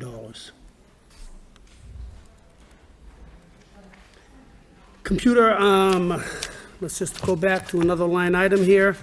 We passed a line item last week for computers and hardware within buildings from $245,000 to $700,000. This year, we had $1 million allotted for computer hardware. And so far, based on April 15th's Munis report, we've spent $593,000. We're short $400,000. We haven't spent $400,000. In the in the April 3rd meeting, and we all know that I'm an advocate of vocational programming here at Lowell Public Schools. We transferred $500,000 out of instructional technical software for vocational programming that we need to implement that. That line item is $921,000, and we transferred $500,000 out of it. So on two different line items here, so I'm not just speaking about line item number 54, I'm also speaking about line number 55, and we've already increased the budget for, again, the technological software or hardware within the building by $455,000. I do not really see a reason to allot $2 million for technology in this very dire time when we are losing front-facing teachers who work diligently with our students. I guess, you know, we had a student meeting today, and in the student meeting, I wasn't prepared for the question, but our superintendent did ask one, and he said to the student representatives, how would you feel if we used less technology, almost no technology? And for the most part, the students, without a blink of an eye, said that would be okay. He said he expected a much different answer. So ultimately, we do need technology and we need a hybrid model.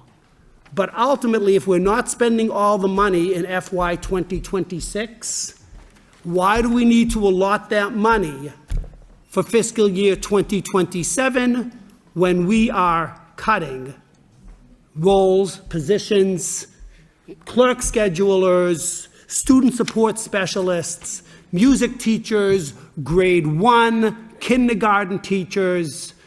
I think we need to go ahead and revisit this budget, and we need to be fair and open, not just to ourselves, but to our community, to benefit every student that passes through our district.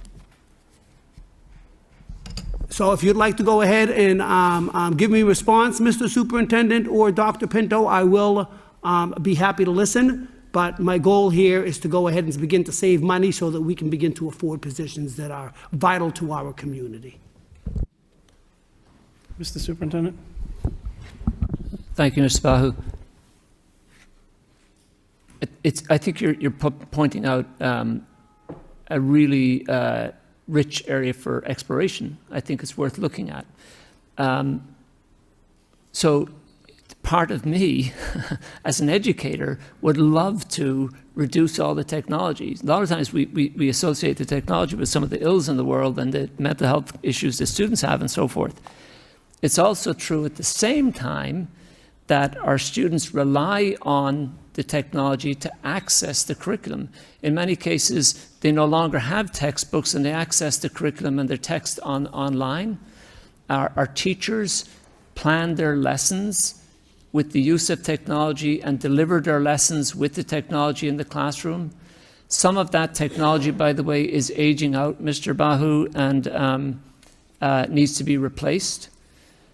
I'm not in a position tonight to make a decision or to suggest to the committee, so yes, let's not replace the teachers' smart boards, right? Or let's not give our high schoolers Chromebooks. I think that would be foolhardy, but I think it's worth looking at, and maybe we can reduce. it's also true, as often as I want to throw away my smartphone, I've never done that because we need it. And our classrooms require and sort of might want to reduce technology, but they also need it. I think it's worth, in other words, closer examination, but not being rash. And so at best, my suggestion would be, if you want to look at it and go line by line through the tech budget, what exactly are those hardware pieces, what exactly are those software pieces, and so on. I think we could do that if that is what you wish to do, Mr. Bahu.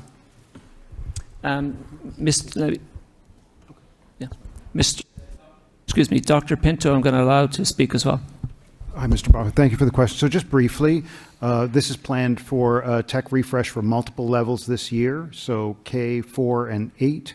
We've been in discussions with the technology department, and a proposal is in process to refresh student devices with the balance of those funds for FY26. For FY27, there is a hardware and software budget that's been lined out by the tech department. I'll be happy to share that with you should you require that, should you wish to review that information. Dr. Pinto, you shared with us a budget handout here in reference to computer software, in reference to computer hardware. I'm looking at hard numbers. I'm looking at line items. It's great that we're purchasing new equipment and new Chromebooks for our students. But ultimately, I'm here to save jobs.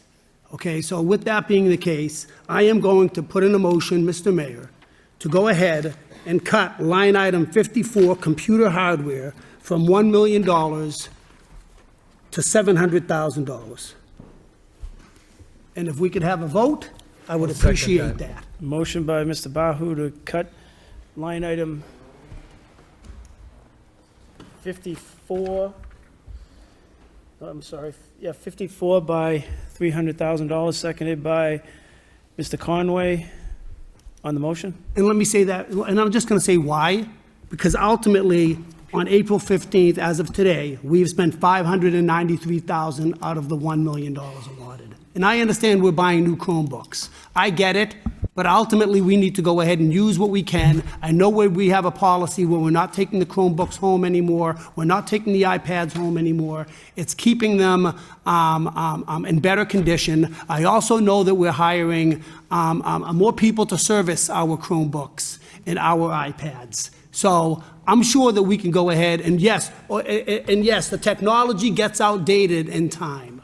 Well, the kids say, let's use the pen and paper. So that's all I really have to say about that. Ms. McFadden. I'm all about saving money to restore positions. I just would like to hear more about what would be cut if we cut $300,000. Thank you, Ms. McFadden. We'd have to go back to the table and look at that. Would we cut student Chromebooks? Would we cut teachers' smart boards?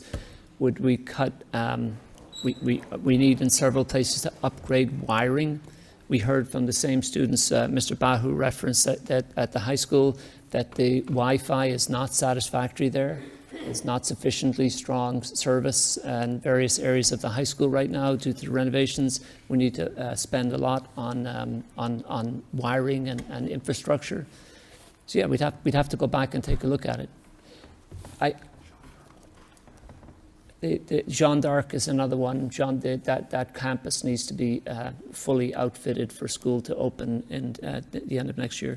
So we'd have to look at that, and we'd have to report back to the committee on what our options are and what choices we'd like to make. It happens, Mr. Mayor and school committee members, I didn't acknowledge this earlier, but we have very many school principals with us tonight who are in the audience. And I also think that they could be, if you choose, a resource to help us talk through or think through some of the questions we're asking, if you wish to get the perspective of the school principal. But the answer to the question, Ms. McFadden, is the items we're talking about are software, hardware, meaning the software is a different item, a different line item, but we're talking about computer technology items. You can picture it, the actual devices themselves, that the Chromebooks, the teacher devices, and we'd have to come back, the wiring of Jeanne d'Arc, the wiring of the high school and so forth. Something would have to give. With respect to the proposal on the table, I think we may find that we were budgeting very tightly at $1 million. I just have We a might hard time. find that we could spend an awful lot more if it were available. Personally have a hard time cutting something without making an informed decision about what I'm cutting and how it will impact everybody in this room, as well as our students. Thank you. I do have a question. Mr. Pinto, is there 400,000 left over from what Mr. Bahu's saying? That number is correct at this time, but as I mentioned, we've got planned use for it through the balance of the year for the replacement of student Chromebook devices. Could some of that money be used in this year's budget to offset some of the costs from next year by purchasing things with this money that would take a placeholder of the stuff you purchased this year for next year's funding?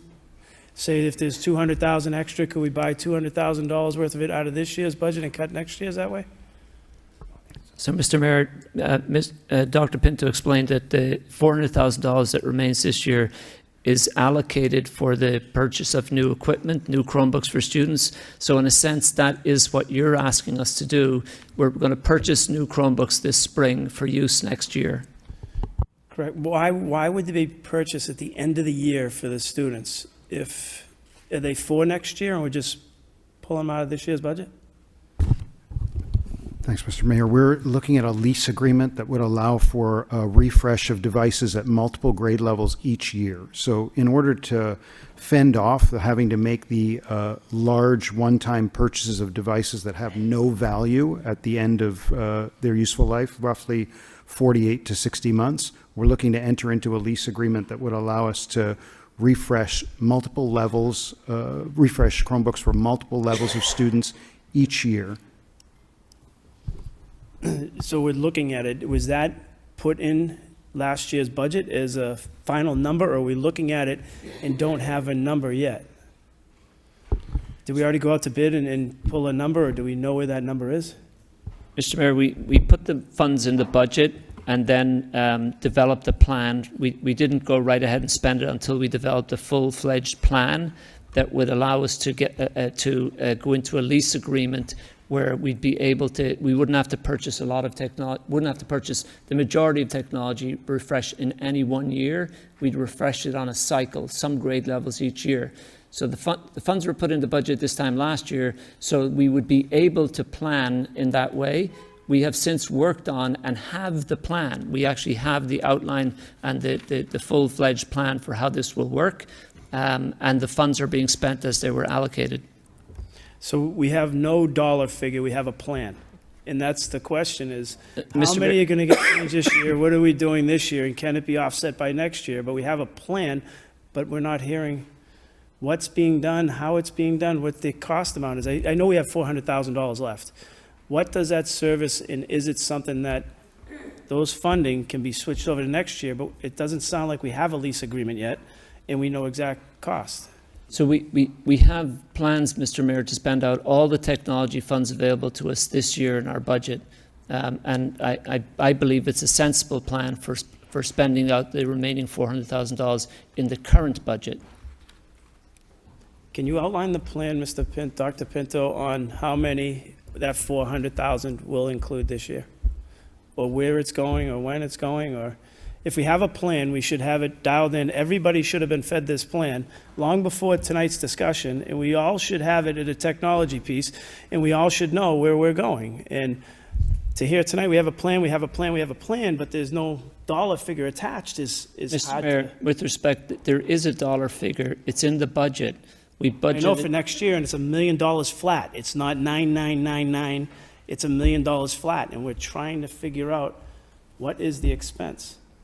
I'll turn it back over to Mr. Bahu. I'm hearing would like to lease workbooks. So thank you for that, because I think I've heard it, but I never heard a dollar value attached to it. So I'm asking, what is the dollar value annually? Because if we're leasing, ultimately it's going to be an annual cost. Let's be real. We also know that technology is working against a lot of students these days as well. As much as we want to boast and claim how wonderfully it's working, and pen and paper is not the right answer. So ultimately, how much are we looking to expend on workbooks this upcoming year? Because there's nothing in encumbrances, there's nothing listed, there's no paperwork that says anything about it. Mr. Bahu, we are going to furnish you with every scrap of information you ask for. We're here tonight to approve the budget for next school year, and that's the information we brought with us. There's a plan to spend $1 million on technology. That's what's in the budget book. If you want information about this year, we're happy to provide that as well. We just didn't, that was not part of the meeting tonight. That's fine, thank you. I have a motion on the floor. Motion by Mr. Bahu to cut the technology hardware from $1 million down to $700,000. Roll call. Ms. Martin? Ms. McFadden? No. Mr. Bahu? Yes. Mr. Conway? Yes. Ms. Del Rossi? Yes. Mia Gitya? Yes. Mr. Lay? Yes. 5 yeas, 1 nay, 1 absent.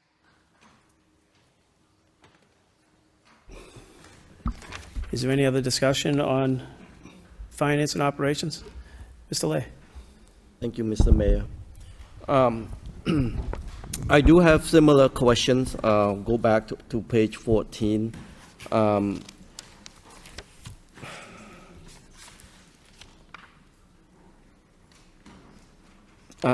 Specifically, clerical substitute overtime. What is that? Do you mind citing the line number, please? Number 27, clerical substitute overtime. Because it is increased by threefold. So I'm wondering what it is and why we need to increase by that many folds. So Dr. Pinter is going to provide you some information, Mr. Lay, but in the meantime, sometimes our clerks are asked to work beyond their contracted hours, or some of our clerks are at a certain grade level, grade 5 or 6, and are sometimes asked to do work that is above their grade, and by contract they need to be paid extra for those duties. And so that's what the line is about. Dr. Pinto? Mr. Lay, you're referring to line 27, clerical substitutes and overtime, which was budgeted at $30,300 last year and is budgeted at $100,000 this year. That line has been revised to reflect the anticipated historic costs as per our historical. So we budgeted low in the past. This reflects a more accurate accounting for those costs. So clerks and IT staff are charged here. And last year, you may remember, school committee reduced this line, and we still had to make up the costs. I can furnish you with a current dollar amount, please, if you'd like this year. Yes. I'm going to ask Deputy Chief Financial Officer DuPont to note that line total for this fiscal year. Thank you, Dr. Pinto. To date, we have spent $78,116, which is the majority of... Amanda, I'm sorry, I couldn't hear you. Sorry. To date, we've spent $78,116, and we still have until June 30th to finish out the school year. In the previous year, for fiscal year 25, we spent $144,954, and for fiscal year 24, we spent $150,503.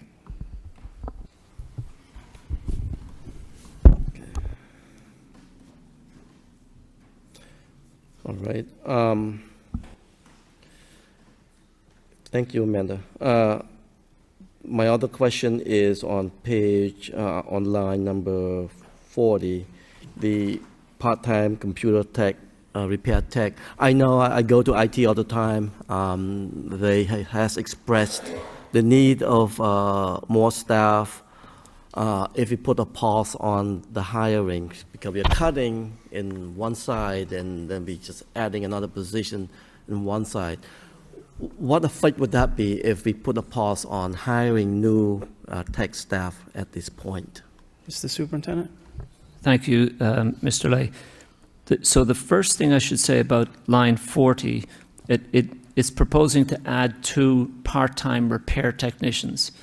If you look at line 32, it's a reduction of a director of technology position to fund the additional help. And so there's no extra spending, right? But we just feel like our schools and there's so many technology pieces, we need additional tech support. Is that answering your question? No, I think we did touch it a little bit at the first meeting on this, but then I don't see any relationship between a director and a part-time repair tech. You're eliminating the director. I don't think the repair tech has anything to, in terms of job-wise, they're completely two different jobs. So if we put a pause on the repair tech, could that be? Yes, I'm listening, Mr. Lay. I'm not sure. I think it's for the school committee to choose if you want to approve the item or not. Right. If you approve the item, I think we're obligated to fill the positions. If you choose not to approve it, we can't fill them. I do want to reduce them, but I want to hear from you if we don't have those two technicians hired for next year, are we? We won't. How are we doing this year in terms of two-speed fixing up the computers and all those things that? We're overstretched, Mr. Lay. I believe some school committee members, including Mr. Bahu, who have visited central office in the past, have commented on the number of stacks of devices that are waiting for repair. We're short in the repair area. These are part-time positions, and we need more of them. All right. Okay. Good. Next question is on page 15, item 50. Recruitment expenses and advertising. What have we done in terms of recruiting? Do we still need it? Do we need to put $75,000 to do those things? So, Mr. Mayor, Mr. Lay, that is actually a very modest amount, and we are learning through motions such as Mr. Bahu's motion to recruit more students to Lowell schools and we still attempt to recruit the best staff to our schools. These are areas we've not attended to very well in the past, and a $75,000 budget for that is a relatively modest amount. Okay, I think for me, I want to, Mr. Mayor, maybe I do want to, after we vote on Mr. Bahu's, we did. Sorry. So I do want to put a motion to eliminate that 75,000. I don't think I want to spend money on recruiting at this time. So. Motion So by I Mr. think Lay that to motion. cut $75,000 from line 50, recruitment expenses, advertising. Is there a second? Second by Ms. Del Rossi. Anything on the motion? Roll call. We have a motion on the floor already. No, we already took Mr. Bahu's. Ms. Martin? Ms. McFadden? No. Mr. Bahu? No. Mr. Conway? No. Ms. Del Rossi? Yes. Mayor Getchia? No. Mr. Lay? Yes. 2 yeas, 4 nays, 1 absent. Next question. Mr. Lay? Fails. Go ahead, Mr. Lay. Line 57, copier maintenance services. I like to keep it at what we currently have, 500,000. Could that be possible? Motion by School Committee Member Lay to level fund item 57, photocopier maintenance service to $500,000. Is there a second? Second by Mr. Bahu. Any discussion on the motion? Mr. Superintendent? Thank you, Mr. Mayor. Dr. Pinto, please. Add 500. Thank you, Mr. Superintendent. So commenting on line 57, the photocopier maintenance service line, budgeted at $500,000 in '26, now budgeted at $600,000 in '27. In FY24, we spent $558,000 in this line. In FY25, we spent $552,000. FY26 year-to-date, $576,000. We're also expecting a 7% increase in terms of contract. Any questions? Roll call on the motion. Ms. Martin? Ms. McFadden? No. Mr. Bahu? No.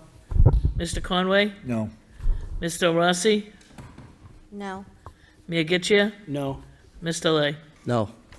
You can't vote no on your own motion. You want Sure. Yes, I can. I just did. Robert's rules doesn't allow you to vote no on your own motion. You can pull the motion. Do you want to withdraw the motion? Thank you, Mr. Pinto, for your. Do you want to withdraw the motion, Mr. Lay? I withdraw my motion. Withdraws the motion. Do you want to withdraw your second, Mr. Bahu? Yes. Thank you. So if no one else has any questions on this portion, I have a couple. On line item 25, clerical staff, central administration, you went from 20 to 21. Is there a person currently in that position, the extra one? There is, Mr. Mayor, if you notice on that line 25, there are actually 23 total. 20 right now are from local budget and 3 are from grants.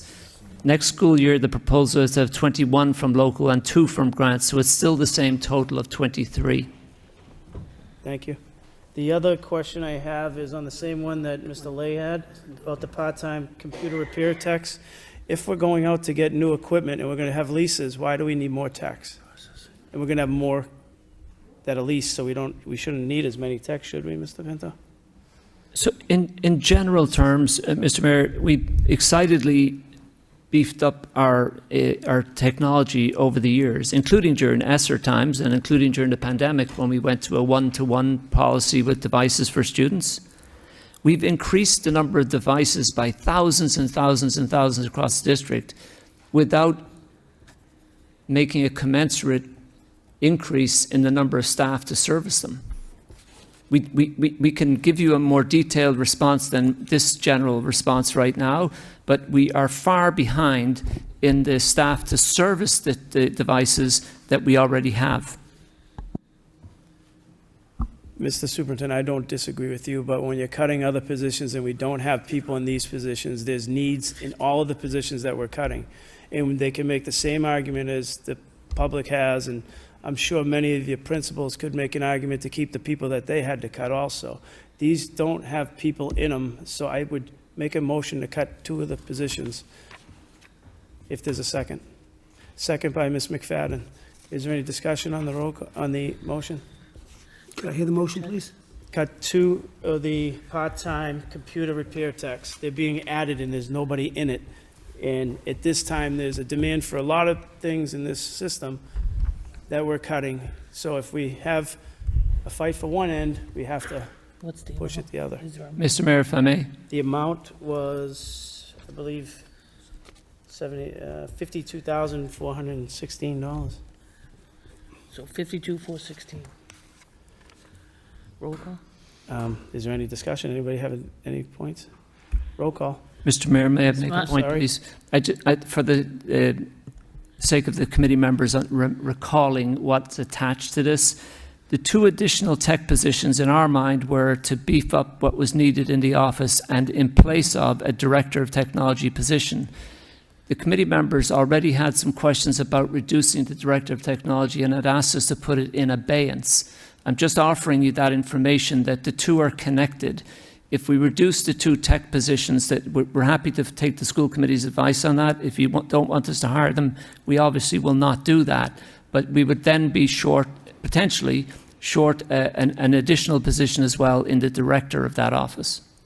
I would hope that we're not trying to compare 2 technicians to a director of technology, because a director of technology should have total different function than 2 technicians. Understood. And it's in abeyance. So I would hope a director of technology actually starts to plan for the future that we don't have anything on right at this time. But trying to compare technicians to a director is just not something, just because there's a position there doesn't mean we need to have that number of positions at the end. I'm just saying when you're adding people at a time you're cutting people and saying there's more of a need than this when everybody has fought for needs. And I don't disagree with we need to make tough cuts. And I don't disagree with we have to make tough decisions here tonight. And the cuts are the cuts. And we're trying to save. If there's no body in it, we're trying to save bodies that are here that produce for us. So the motion's on the floor. Roll call. Ms. Martin? Ms. McFadden? Yes. Mr. Bahu? Yes. Mr. Conway? Present. Mr. Rossi? Yes. Mayor Getchia? Yes. Mr. Lay? Yes. 5 yeas, 1 absent, 1 present. Does anyone else have anything on finance and operations? We have the Sir, director in abeyance, so Mr. Bahu. Yes, I still have a question as far as computer software goes. Again, we transferred $500,000 from instructional tech software on the May 3rd on the March 3rd meeting. We have allotted $1 million for that line item. If we're transferring from the software account $500,000, then I'm under the impression that we can go ahead and reduce that number. So if you would like to share any information before I put in a motion, I'll be happy to go ahead and listen. Dr. Pinto? Thank you, Mr. Mayor. I'm going to ask Deputy Chief Financial Officer DuPont to comment on the transfers and dollar amounts in that line. Thank you, Dr. Pinto. The two accounts you were talking about are actually separate accounts. So our admin tech software, which is in this section, last year we spent $620,270. To date, for FY26, we have spent $927,153. And has any of that been transferred? You spent it, or was some of it transferred that shows that it's been spent as a transfer? There was a $150,000 transfer from this line, but the $927,153 is an actual expenditure. So the 927, but we transferred 150. Correct.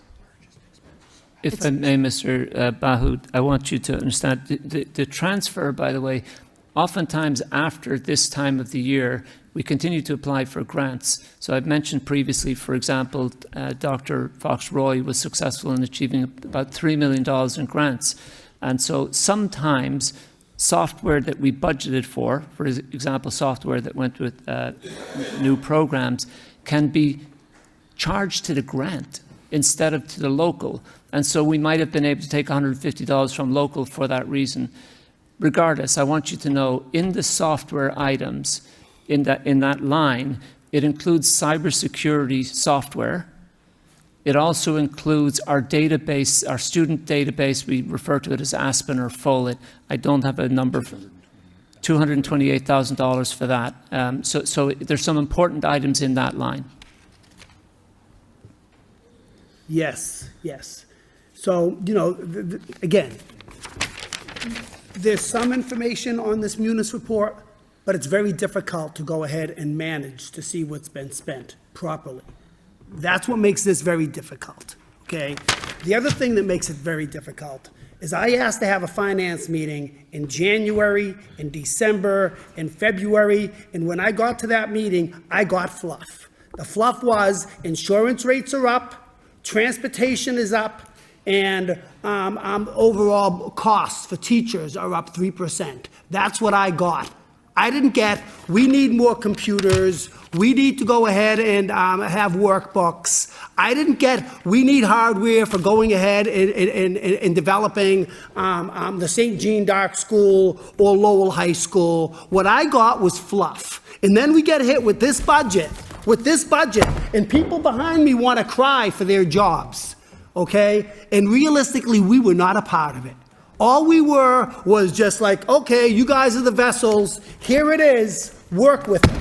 Well, there's not a lot here to work with because I got a goddamn a booklet on the blind that I had to go through line item after line item after line item that ultimately is unfair as a sitting school committee member, as also the head of the chairman of the finance. So, you know, that's what I want to share, which is pretty goddamn upsetting to me. Mr. Bahu, Instead, they're worried about what color shirt I'm wearing and I look good today. I'm not interested. with respect, Mr. Bahu, in each of the finance subcommittee meetings, you received all of the information you asked for, and each time you thanked us for the information and you were satisfied with the meeting. The information being shared tonight is based on the budget book in front of you. Again, each time we've had a meeting, each time questions have been asked, we've furnished you with the answers to those questions. Nobody is sharing any information, Mr. Superintendent, about all of this technology cost. When last year we went up by $1.3 million, and we haven't spent it this year, and now we're allotting that same exact amount of money for next year, and we're cutting jobs, it's really pretty difficult to swallow. Mr. Bahu, you asked questions about technology in the last meeting. Answers were provided to you last Friday. When those answers were provided, we asked you to reach out to us if you needed any further information. We asked you to do so several times. If you needed additional information to the information that was given, you had opportunities to ask for it. We didn't receive any calls on this information. This is an open meeting, sir. I'm sharing it just as the public's receiving it, just as I'm receiving it. I'm here to work on behalf of the school district. I'm also here to work on behalf of the students. And I'm not realistically one that's going to go ahead and weigh one off of the other. But ultimately, the technology line that we've been spending money on is extreme. Okay, there's $2 million here. There's also $700,000 that we discussed. That's something that we passed last year. So the $2 million that we added this year was also $245,000 this year. That number went up $455,000. I understand we need technology. I get it, okay? But I also understand that we need first grade teachers and kindergarten teachers and schedulers that work like there's no tomorrow on 504s and enrolling students and making sure that guidance counselors have face-to-face interaction with students. You all set, Mr. Bahu? No, I'm not. I am going to put in a motion to reduce that line item by $200,000. Which line item is that? Computer software administration. What number is it? Line number 55. Motion by Mr. Bahu to reduce line item 55, computer software admin, from 1 million to 800,000, a reduction of 200,000. Is there a second? Mr. Conway. Any discussion? Ms. McFadden? Well, before the motion was made, I was just going to say the only way we're ever going to pass this budget if we work collaboratively together. So if there's information that we would like from the superintendent, I think we should ask for it, and we will receive it. Are we going to pass? We haven't passed pages 14 and 15. Is that going to happen today, or do we ask for what we need to make informed decision that we're comfortable with? Do we skip pages 14 and 15 again? Dr. Pinto has called me multiple times, and I work for a living, and I do other things, so I don't have time to go over 26 pages of a budget with Dr. Pinto before we get here. So my hard part is, he's calling asking what we're looking for, but I don't have time to go through a full budget on a phone when I have a full-time job. So we come here, and that's really what this is about, and then when they get the information, I would think we would have some of the information readily at our hands when we just throw numbers in there, and it would be, here it is. Like a lease. A lease is something we already know it should be there, and you should have the answers. But if I have to call you and ask you throughout this budget, I'm going to be on your phone for about 4 hours, and it's hard to do. So I don't disagree with you that this has gone to a place that it probably doesn't need to be, in the way the questions are asked. Just if members want to cut a line item, say your number, say your piece, cut your line item. I just don't know if I can vote to approve something if I can't see what the expenses are, because the expenses might be that actual amount, and then we're voting to cut something, and then we're still spending it, and then we're on the same point as we are this year, looking at a deficit. Why did we only budget for this amount when we actually spent this amount? And then we're never going to have a true budget if we keep on. When I was on Greater Lowell Technical High School Board, and when I was on the city council, whenever we asked about a line item, they gave us the information right then and there. They knew their budgets that well that it was, here's what this is for, here's what that's for. It wasn't, let me get back to you on this stuff. They put the budget together. Their staff is right behind you. If somebody wants to ask someone a question, there should be an answer tonight, because this is their budget, and it's a multi-million-dollar budget. Every committee I've ever been on, if you asked a question at that time, they had the answers. Here, we went last week, I said the same thing. Well, get prepared and we'll come back and do it, but everyone wanted to move forward. And we're here again, asking questions. We'll get back to you. Somebody should know the number as it's presented and why.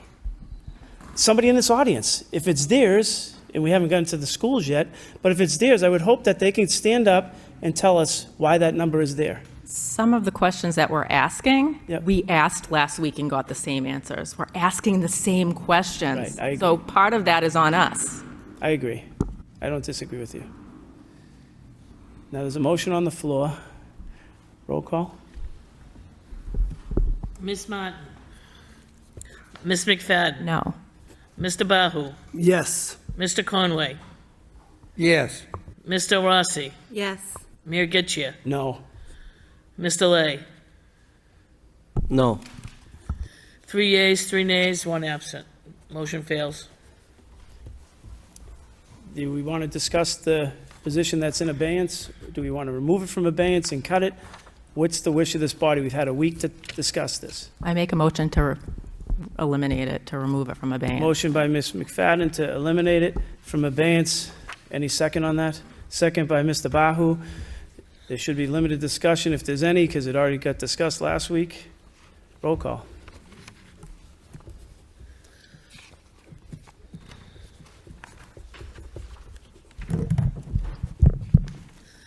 Ms. Martin. Ms. McFadden. Yes. Mr. Bahu. Yes. Mr. Conway. Yes. Mr. Rossi. Yes. Mayor Getchia. Yes. Mr. Lay. Yes. 6 yeas, 1 absent. Approved. So now there should be a new bottom line number that we all can vote on 14 and 15, the finance and operations, if no one else has any questions or concerns. Mr. Mayor, Ms. Dupont, please give us a new bottom line for page 15. The updated bottom line for total finance and operations is $6,952,867. That was quick. Motion to accept the recommendations of the superintendent and approve the bottom line figure of $6,952,867 by Ms. McFadden, seconded by Mr. Conway. Roll call.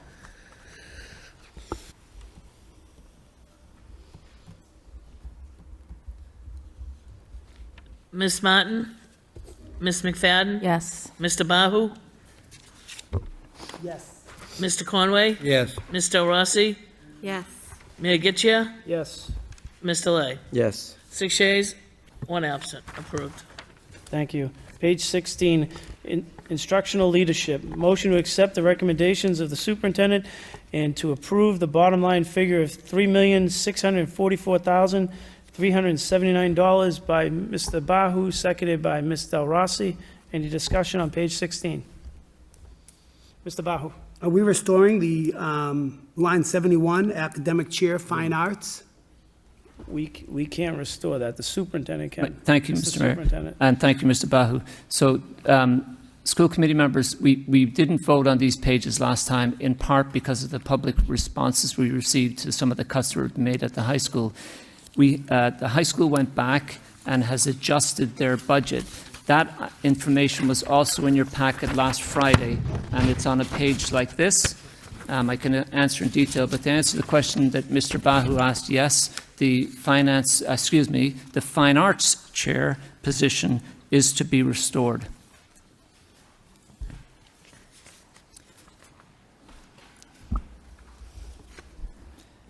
Would you like me to go through the remainder of the restorations from the high school? Not I, but thank you. Beg your pardon? Oh, you talking about this particular form, or are you just referring to this line? So perhaps if so on page 16 that we're working on, that is the only change. I'll give you the other changes as they come about on the other pages. Perfect, thank you. Mr. Superintendent, do you have a new number for that? We do, Mr. Mayor. Ms. Dupont, a new number, please, for page 16. The updated amount for total instructional leadership is $3,792,273. That includes the restoration of the fine arts chair. Yeah, 91. If I may, Mr. Mayor, school committee members, I want you to be aware that when we have restored a position, the funds have to come from somewhere, and the only place to take funds without reducing some other position was from the suspense. So last week, the school committee put into suspense some items. If we restored a fine arts chair, the funds for that is automatically or understood to be coming from suspense.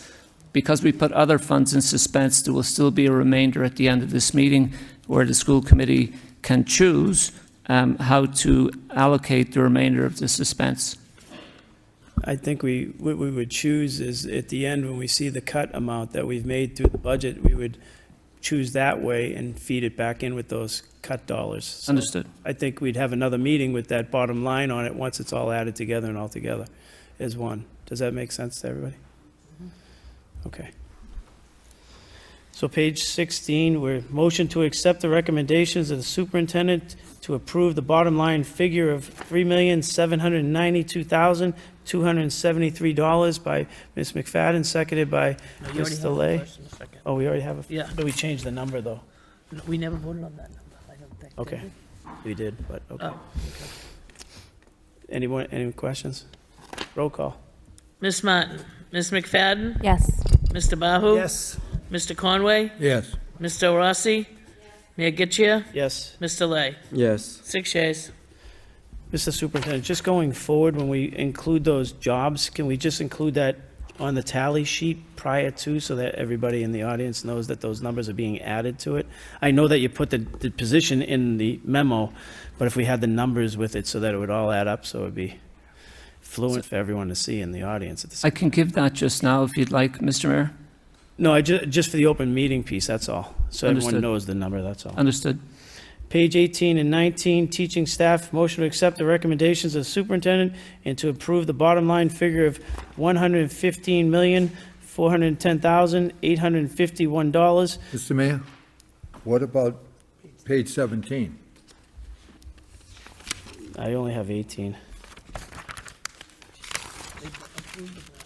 You approved the bottom But they did line. transfer the specialist to the suspense account, that's why that you can take that money Mr. Mayor, for that. Go ahead, Mr. Superintendent. we did vote last week on page 17 with the exception of line 91. We removed the student sports service specialists at Lowell High School and put them in suspense. So the remainder of page 17, or in other words, page 17 has been voted on.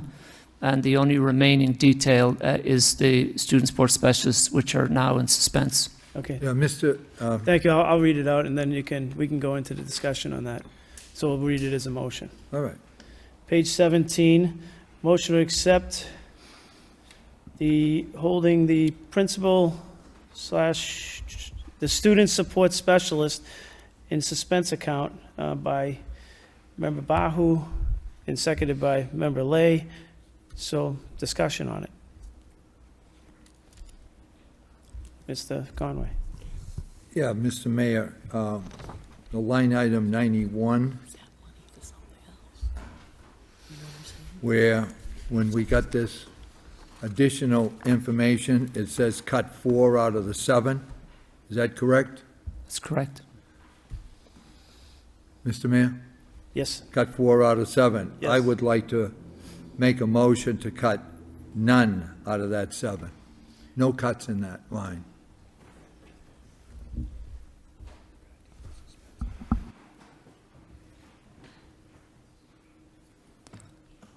Do we have a dollar figure on that, Mr. Pinto? Yeah. Mr. Superintendent? Mr. Mayor, as in all cases, we're going to. Isn't there a motion on the floor? Even with the motion on the floor, I'm not sure that we can add as a body to 7 when it was never even put in the budget as 7. We can cut as a body, and that's my understanding. We could always take out a line item. Mr. Hall, are you the legal for the school department? I would have brought the city solicitor here, but I don't know. Mayor, it's my understanding that most of the procedure is up to you as the controller of the proceedings. However, you could vote to restore if there were sufficient monies available for the restoration. That's the general procedure. But that's subject to your agreement. Ms. McFadden. I feel like that's a conversation specific for Lowell High, and that conversation should be had as we're looking at that budget overall, because there's a lot of moving parts. We had a lot of speakers about that, so I'd have a hard time just looking at that one piece without looking at it holistically. I think this is a piece we should skip again, and then get legal ruling from the city solicitor to see if we can even do this.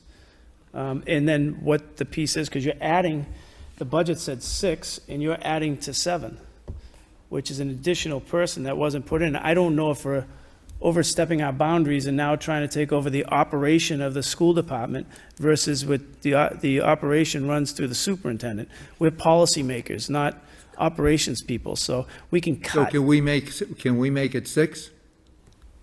The question is, we're taking over the operation of the superintendent's position. We're policymakers. We get the right to cut. You've been on the city council. You understand Yes, that. you're absolutely right. We're the policymakers, but we're also, one of our jobs is to do the budget. We're in charge of the budget. We're in charge of hiring and firing the superintendent, and we're in charge of the policies and the budget. Mr. As far as I'm concerned, I've done a lot of budgets, and you could take a line item out or add to it.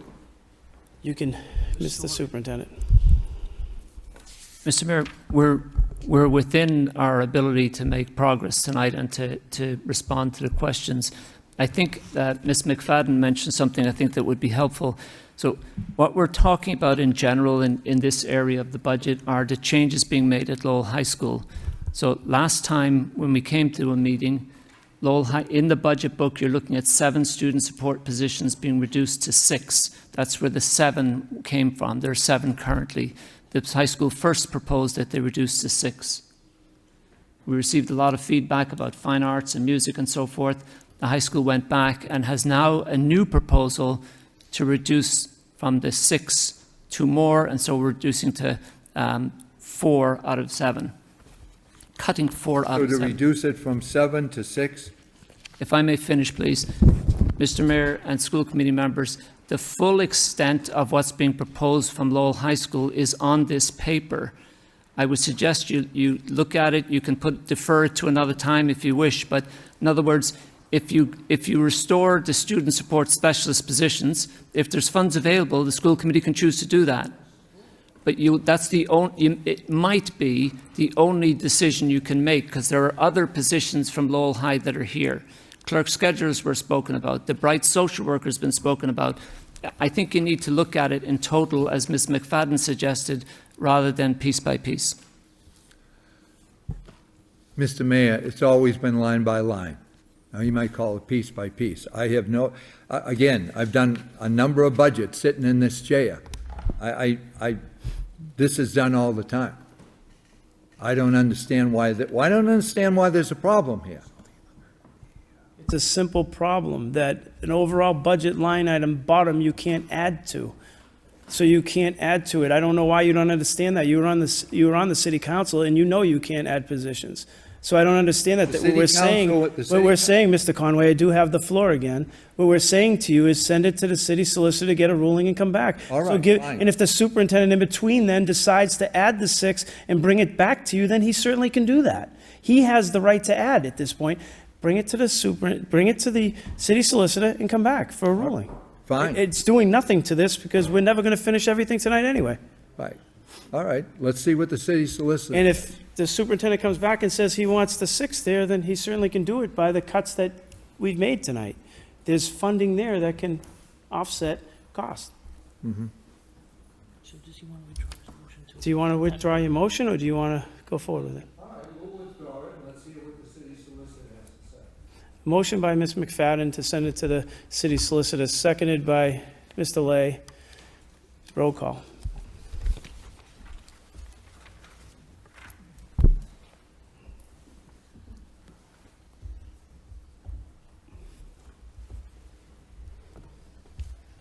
Ms. Martin? Ms. McFadden? Yes. Mr. Bahu? Yes. Mr. Conway? Yes. Mr. Rossi? Mayor Getchia? Yes. Mr. Lay? Yes. 6 yeas, 1 absent. Thank you, Madam Clerk. Page 18 and 19, teaching staff. Motion to accept the recommendations of the superintendent and approve the bottom line figure of $115,410,851.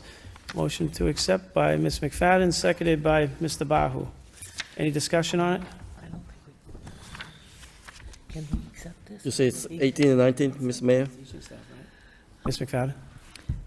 In terms of cutting 2 teachers at the elementary level, I think that we need to think long and hard about what we're doing to some of the schools. I know somebody came and spoke with how we have our zones and how we're introducing kids into schools.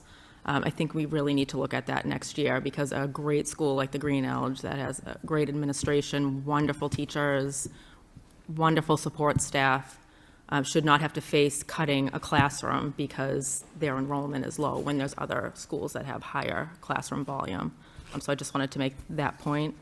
And then I had a question about line 127, the video production instructor at Lowell High. It looks like it was a grant-funded position last year at $86,000, and now we're putting it on our books at $110,000. That seems like a pretty significant increase in a time that we are really looking at positions and funding. So that doesn't seem equitable in terms of not only taking it off from a grant-funded position, but onto our books, but also the increase in salary. So I just wanted to point that out as well. Mr. Superintendent? Thank you, Mr. Mayor. So I think that's a Lowell High School decision. So when Lowell High School goes through their budget and they've chosen to retain a video production instructor that is not supported by the grant, that's the school-based decision. Can we Dr. Pinto? speak to Mr. Fiato then?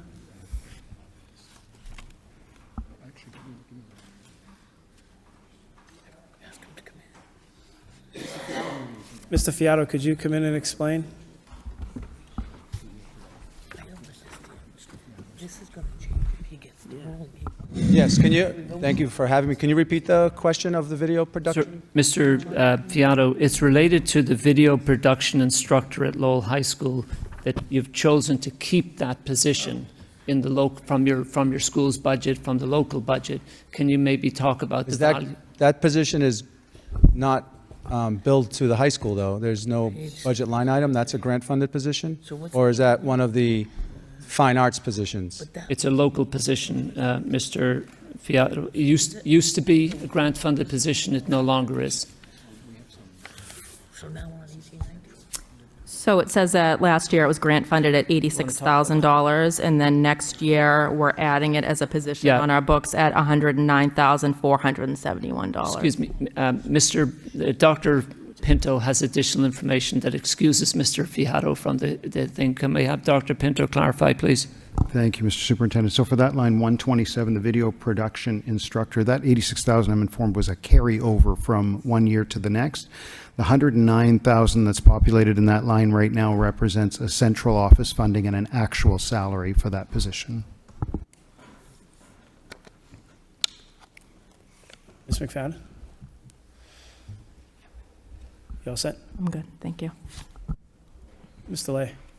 Just on top of what we have, 109,000. So that is an increase of 27% from last year. It was a grant funded for 86,000, but now we move to the regular budget, regular work, and why we have to increase it by 27%?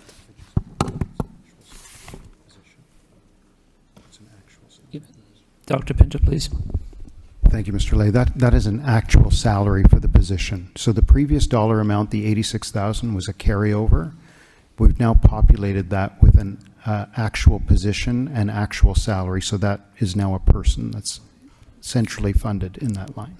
So what I'm saying is, last year this person worked for 86,000 a year, and now we're willing to, for the same job, the same position, we increase 27%. I think, thank you, Ms. Lay. I think if we were to hire a new teacher in the district, how much we would budget for that teacher is the average amount of all the teachers in Lowell. That's the average cost if you add a new teacher. In this case, it's one position, and the individual who's been hired for that position, their salary is 109, and so it's an accurate figure for next year to record that in the budget book as that person's salary. Okay. For me, I would support the increase, say 3%, and not 27%.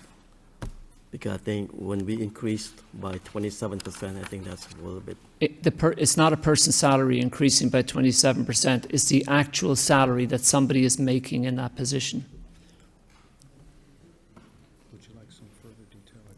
If we hired someone, for example, Mr. Lay, if instead of the person we hired, if we hired someone that was much less qualified, they might be on a lower salary. The person that was hired for this position, I don't know who they are right offhand, but they are qualified to the extent that this is their salary. Mm.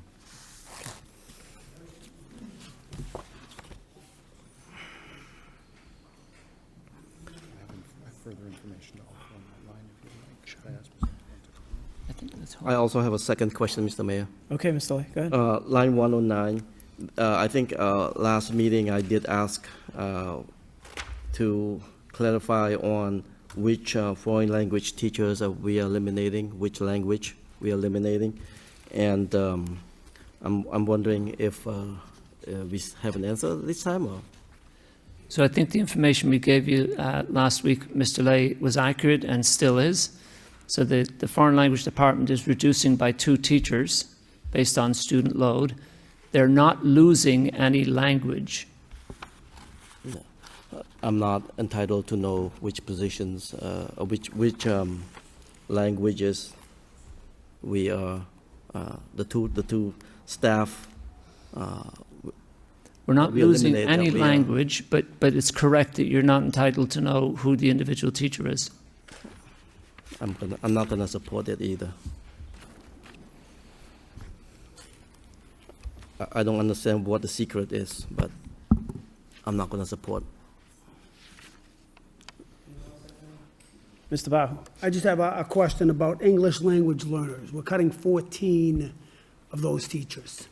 Seems like we have a high MLL population here. Could you, and sure, we're still going to have 97. I'm just curious why we're cutting, essentially 10% of those teachers.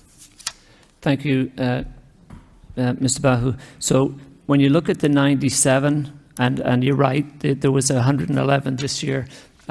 It's each of the school budgets from each of our schools that have been sent in. They're rounded up and all of them added together in here. Several schools cut English language learner teachers because the number of students in those programs has actually declined. We suspect it may have to do with people self-deporting, ICE raids, people not declaring, and so forth. But the number of students in that category has declined, and the number of schools have reduced those positions as a result. Dr. Pinto has additional information if you'd like. So, thank you, Mr. Superintendent. So in that line for ELL teachers, Lowell High School also transitioned to mainstream classes. Teachers have moved. So that was a result of a DESE audit that required them to be immersed in mainstream courses. So there was a substantial move in the number of teachers there. Great, thank you, appreciate it. Mr. Bahu, was it 9103 that you're asking? Yes, that was line 103, Mr. Lay. Any more questions? Yeah, I thought that the number, Mr. Mayor, if I may. Yep, Mr. Lay. Yeah, that line 103, I thought the reducing of the English learner teachers by 14 positions. I thought that's quite a lot, especially the number of the money that we got from the state, Chapter 70 money geared toward specifically wanted to fund the program that teach those in need. So anyway, I thought that's a lot of positions to be cut. So I want you to understand, Mr. Lay, that it's not cuts only. When the Department of Education audited the high school, they suggest that some of the English language learner teachers should be coded as content teachers. So the same teacher who is an English language learner teacher in the budget this year is still in the budget, but they may be coded as a science teacher or a social studies teacher or some other position of that sort for next year. So if you look at the lines below lines, for example, 105, 106, 107, you notice there's some of those lines where there are additional teachers. Some of those folks were the EL teachers from this year that the Department of Education told us we need to recode. So some of them in line 103 are reductions and some of them are just reclassification.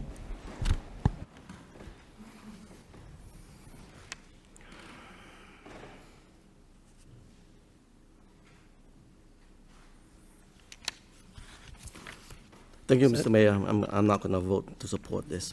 Thank you. Thank you, Mr. Lay.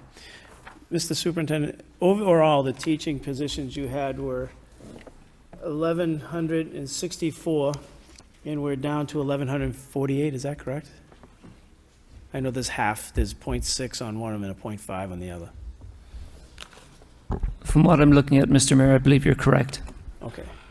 Any of those jobs not being filled because somebody retired, or is there, how many of those 16 positions are not being filled because somebody retired? So many times principals have chosen to reduce a position because it's vacant or because the person in it is leaving the district or retiring. So that is the case, Mr. Mayor. We'd have to count, we'd have to ask each of the individual principals which ones they are. We don't have that to hand. Okay. Thank you. Mr. Rossi. I'm just wondering what the measure is that we're cutting multilingual services, because they're not optional. They're federally required. We can't reduce staff if it reduces access to the instruction.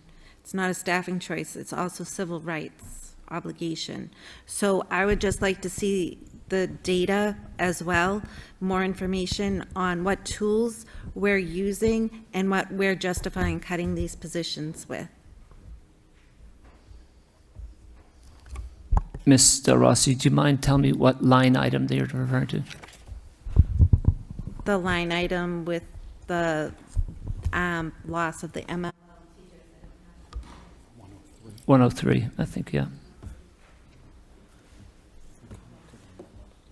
Yeah, you know, there's all the different tiered levels of an English language learner and so forth, and what data are we keeping that is informing this decision? That did they flap out? What level of ELL are they? And how are we making this decision? Because we're going to be in a lot of trouble if we are violating federal and civil rights. So I think we need to back up this decision with significant data.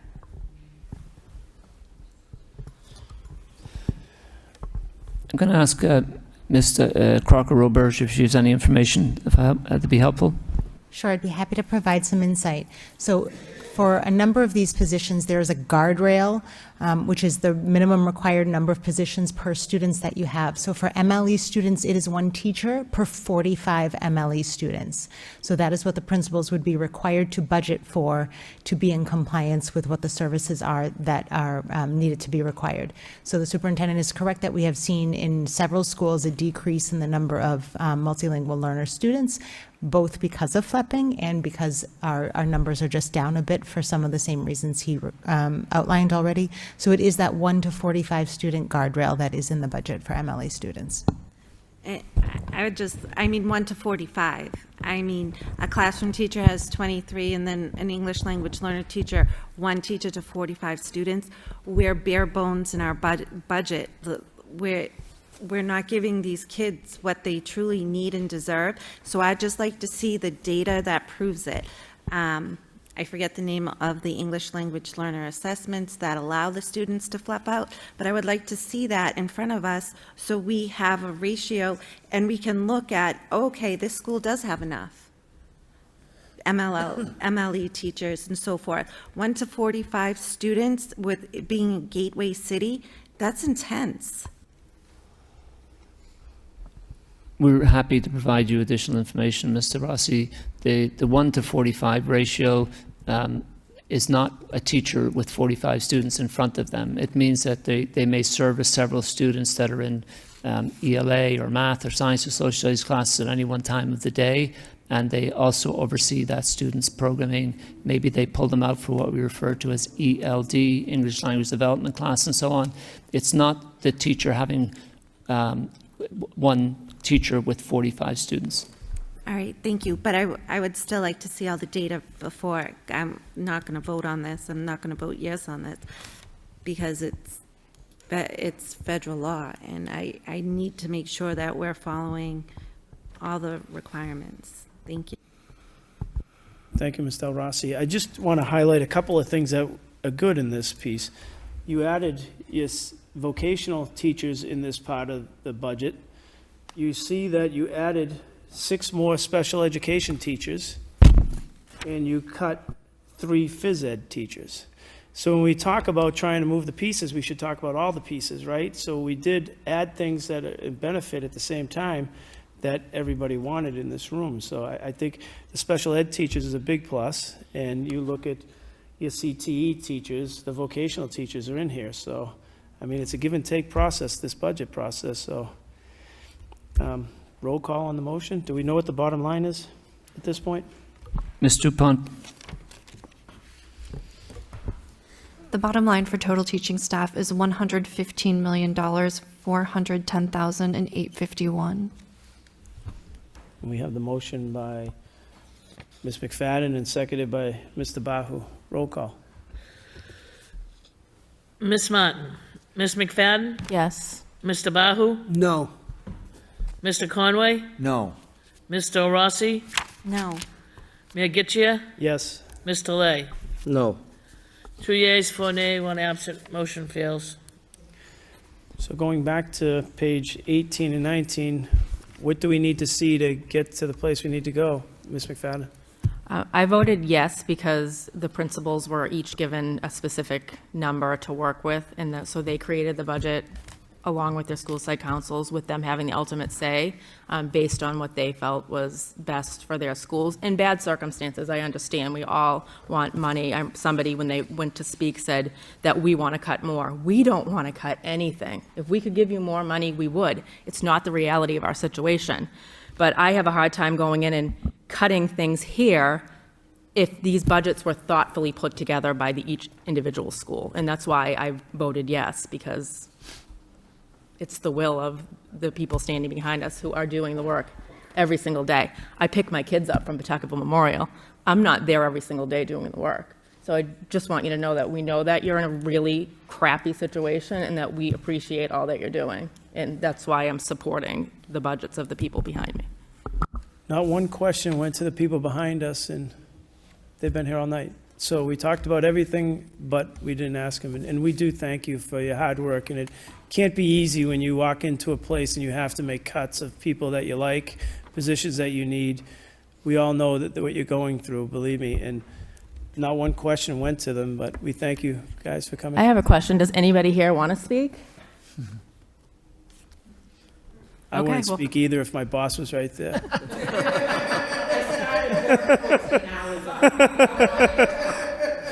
I know what you mean. All right. Mr. Mayor, I do have a question for principals. Wow. We woke up Dominic. Go get him. So when I went through this book, I noticed that some schools, this very, very small print, I mean, I have to really put a magnifying glass to read this, but so some schools have a note saying we want to hire additional staff. So I don't know if every principal wants to do that and just didn't want to put it in, just don't want to look bad. But some principals were brave enough to put it in. So I just want to give them the opportunity to explain to us what kind of staff they want to add more. Mr. Lay, no one's going to answer that question with the superintendent sitting here. Maybe you could let us know. I wrote 3 schools that I've seen, the Bartlett, the Daily, and the Greenwich, that say You a principal at one of the schools? they want more I'm Michelle staff. Snetzinger. I work at the high school. So he's asking for the principals, we're not asking for other.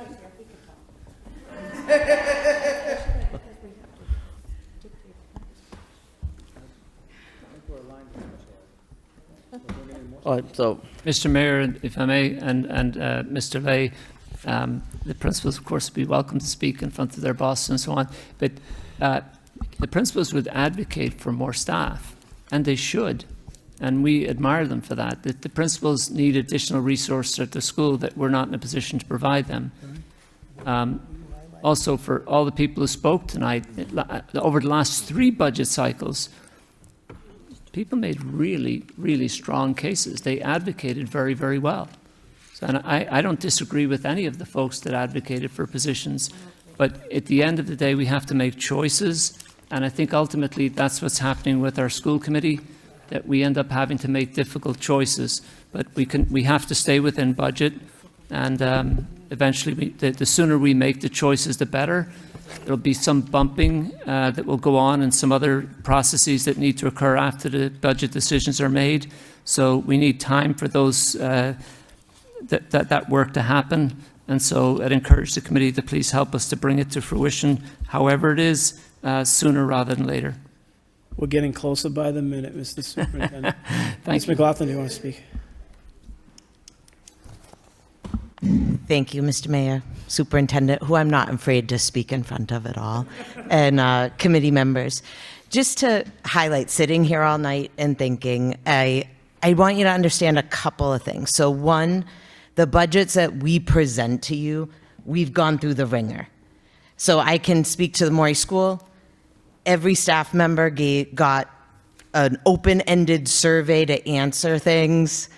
The parent surveys all told us they informed our budget. I'm sorry, I start work at 6 o'clock in the morning, so I'm going to forget a detail here, but we go through the ringer for it. So the staff, the parents, our school site council, and then we have meetings with Dr. Pinto and Ms. DuPont. They put me through the ringer. And then we have, I wrote an 8-page backup of what we called at the Morey School our least worst cuts.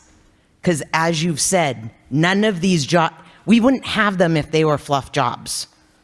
We wouldn't have them. So they are our least worst cuts. How can we provide the essential services to children with the cuts we're making?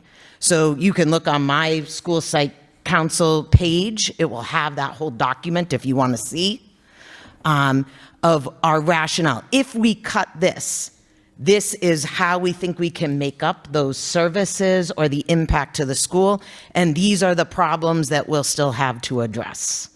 So none of these are good cuts. And to address so for schools that I cannot cut an ESL teacher because we thoroughly looked at all of that data beforehand, but my colleagues have. So it depends on the numbers of students you have. How many of those students need 90 minutes a day? How many need 45 minutes a day? These are all very complicated things. And I assure you, the hardest one, the people who put me through the worst part of the ringer, were all of the people sitting here. The assistant superintendents pegged me with questions that I was saying, and I did have answers for all of them, even after writing the 8 pages. So I can assure you that the budgets you have in front of you, people like to say, oh, I made that budget. I maybe put the numbers in, but that budget was made by many, many people and thoroughly vetted by many, many people. So that's the only insight that I can offer for our least worst cuts. Thank you. Good evening. My name is Lori Lang. I'm the principal at Pine Arts Magnet School, and Kate and I always speak up, so probably nobody in the room here is surprised to see us talking tonight. But I want to echo all the things that Kate said, that we worked really hard on these budgets, and to keep in mind, these are reluctant recommendations. None of us want any of these positions cut. At Pine Arts in particular, it means that we lose a para in the first grade, and we know the first grade students are very needy. It also means that we cut 2 of our allied arts positions, and if you've been to any performances at Pine Arts, you know that all of those positions are essential in keeping kids engaged in school, coming to school, reducing chronic absent rates. So there's not a principal in this room tonight that recommends any of these cuts, and we're happy to see you looking through them with a fine-tooth comb. But please know there was a very extensive process behind that. There are 4 teacher members on every school site, at least on my school site council. There are 4 members that are also from our community, 4 parents and members from our community. 2 representatives from the union are on our school site council. So we did a whole entire presentation on all of the ins and outs of the budget so that everybody on the member of our council understood what we were making recommendations, and nobody wanted to make any recommendations. My school was given a number based on the student caseload that we had to cut, $416,000. And that was really hard. There is no fat and no fluff in any one of our schools. We all have very different, unique populations that need certain teachers and positions within the building. We happen to have EL positions in my building that, it may come down to, if we have to make any more cuts, that we would lose that position as well. And yes, we may not meet the state mandate. But when you have cuts, you have to make those budgets at the end balance out, and we know that. We have to make sure that we meet the recommendation of the budget and it moves forward. So if you cut in one place here tonight, that just means we have to go back and cut more from the schools, the pre-K to 8 schools that can't afford to cut anything else. So I implore you to listen to the recommendation of the superintendent, because those are our recommendations. We've worked hard within our school buildings, with our teachers, with our parent representatives who are all elected from the parent community to put forth these recommendations tonight. None of them were taken lightly, and they are all reluctant. So I'm happy to answer any questions about that. Ms. Del Rossi. And part of my questioning, I don't question all that you've done, but the city has its investments in school buildings, infrastructure, accessibility, and public safety, all important things. But there's a fundamental disconnect. We're willing to finance buildings over 25 years old, but accept classrooms to absorb the shortfalls within a single fiscal year. Students don't experience education through the capital plans. They experience it through staff support, services, and classroom structures, many which are already strained. So I guess I'm saying, can we go back to the city and tell them these are federal mandates, that if they're going to short us, then they need to go back to the drawing board. There's layoffs on the city side also. But that's the city side. This isn't the schools. It's not the classrooms where we all need staff. I just think we're playing a risky game, because in this memo from City Manager Golden, it states the bond rating and so forth. That's great, but if our city and our school students are not doing well because they don't have the support, everything's going to go down. Our home values are, Lowell being the greatest city in Massachusetts to live in, which I'm still skeptical about, but. Well, if you understood what the bond rating does on that high school project, if you got a AAA bond rating, you're saving millions of dollars that you can actually invest back into the community. So that's what bond ratings do, is they save money. You get better finance money, so then it lowers the cost and we can transfer those funds. That's what bond ratings do. That's why we focus on bond ratings, so we could save money to transfer it over to other areas. And that's just the facts. We got a high school that's $80 million over budget. We have 15,000 kids in our school district who need a lot of support. They're traumatized, ELL, special ed, all of the above. And that's fine, but it's our. Ms. Del Rossi, the place to go is to your governor. That's where the money comes from. And every community around you is in a worse situation than all of you are in right now. And we're all just trying to do the same thing for the people, so I understand exactly what Ms. Lang said. It's not easy on any side of this aisle, and pitting one against the other is not going to work well.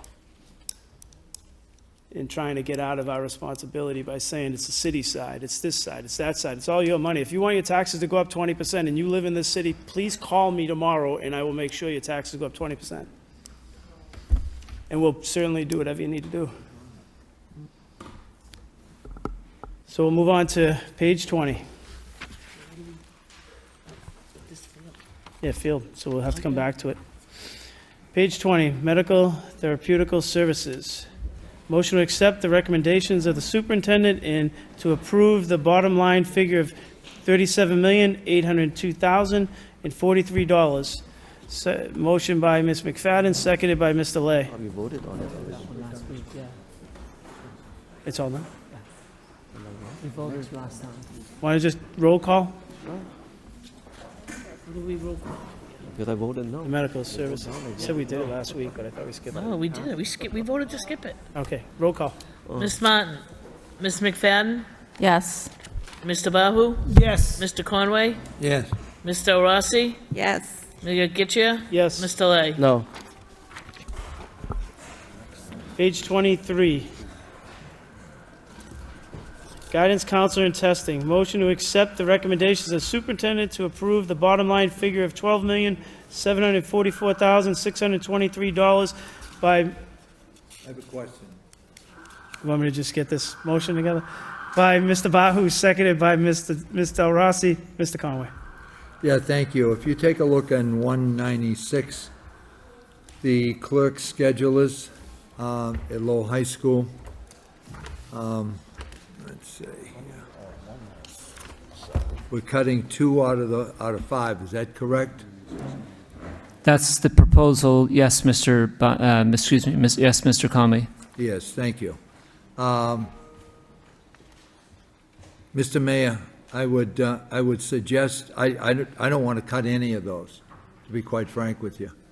I would suggest that we take that line item and also give that to the city solicitor, because it's very similar to the last one that I was talking about, the student support specialist. Do you two want to just withdraw your motion and we can come back to this? We can skip this line item and come back to it. If the city solicitor says that you can add all you want for positions, then we can do that. If it's the wish of the body, unless the wish of the body isn't in agreement. It's All up right, to so you. to go back to it? All right. That's up to the body. There's a motion on the floor to accept it. So if you want to withdraw your motions, we can certainly do that by Mr. Bahu and Ms. Del Rossi. It's up to you two. Mr. Bahu. Would the superintendent consider maybe just adding those positions back? So, thank you, Mr. Bahu. I think if I just back up one step, if I may, just to be clear, on the budget book in front of you, it has 5 positions to be budgeted for next year. We needed to make some adjustments based on the feedback we received about fine arts and music and so forth, and that new outline is here. So at any rate, before we finish working on page 23, we'd need to make an adjustment at any rate. But so, to answer your question, Mr. Bahu, and like Mr. Com, would we consider restoring those 3 positions? Yes. I'd consider restoring any of the positions we're going to cut in the budget, but something else will have to go. Last time we came here, there was a passionate outcry to restore the fine arts chair, for example. The high school folks went back and made some new choices and restored that position. Now we're in a position where tonight, school committee members are concerned about reducing student support services and clerk schedulers. We can, in fact, refrain from making those cuts, but we have to go back and make some additional cuts somewhere else. It's a choice. And the choice, if I may say so, was made at the high school, by the high school, doing, I believe, their best to make the best decisions they can for the whole building. Bahu. I thank you for that, and I understand that. We did save $300,000 out of technology, and we did save $200,000 on a line item last week that I can't think which one. So there is, $500,000 that, could be considered as, and let's be real. We heard people speak about the clerk schedulers, what they do, and ultimately we're looking to reduce 40% of the staff from 5 to 3. They're all pretty much overwhelmed in their role. They do an awful lot. So if we took 40% more of the workload and spread it across the other 3 schedulers, it's probably going to be very inefficient, and it's going to sort of create a lot more chaos when it comes down to meeting with the students, the guidance department and the guidance counselors and so on and so forth. So there is money there if you'd like to restore them. But if you'd rather us go to the solicitor, we could do it that way as well.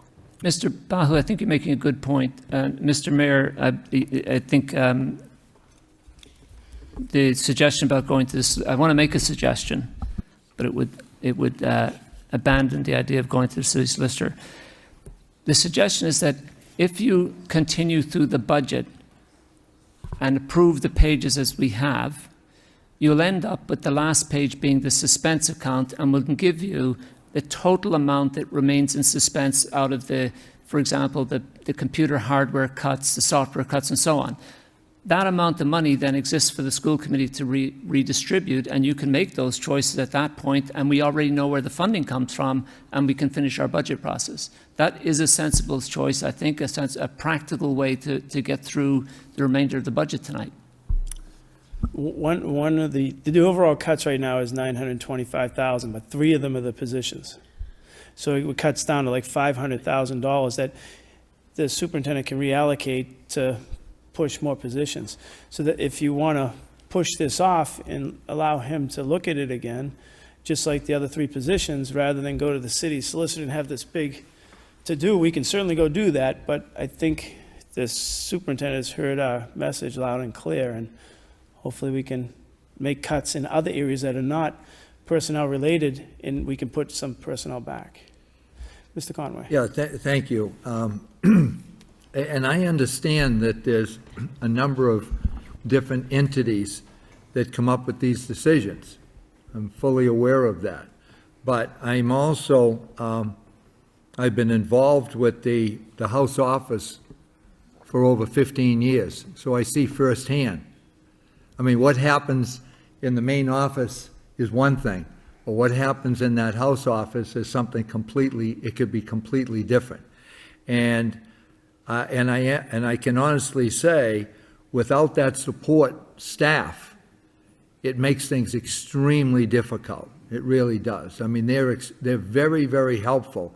And I don't think people really realize that unless they have been put into that situation. So that's why I say, I think it's paramount that we try to figure out a way to be able to save those particular positions, because I think it only makes, the integrity of that House office, I think, needs to be kept in place, because that's where the heartbeat really takes place. It's not, again, and I've often said this, and with no disrespect to a principal, but,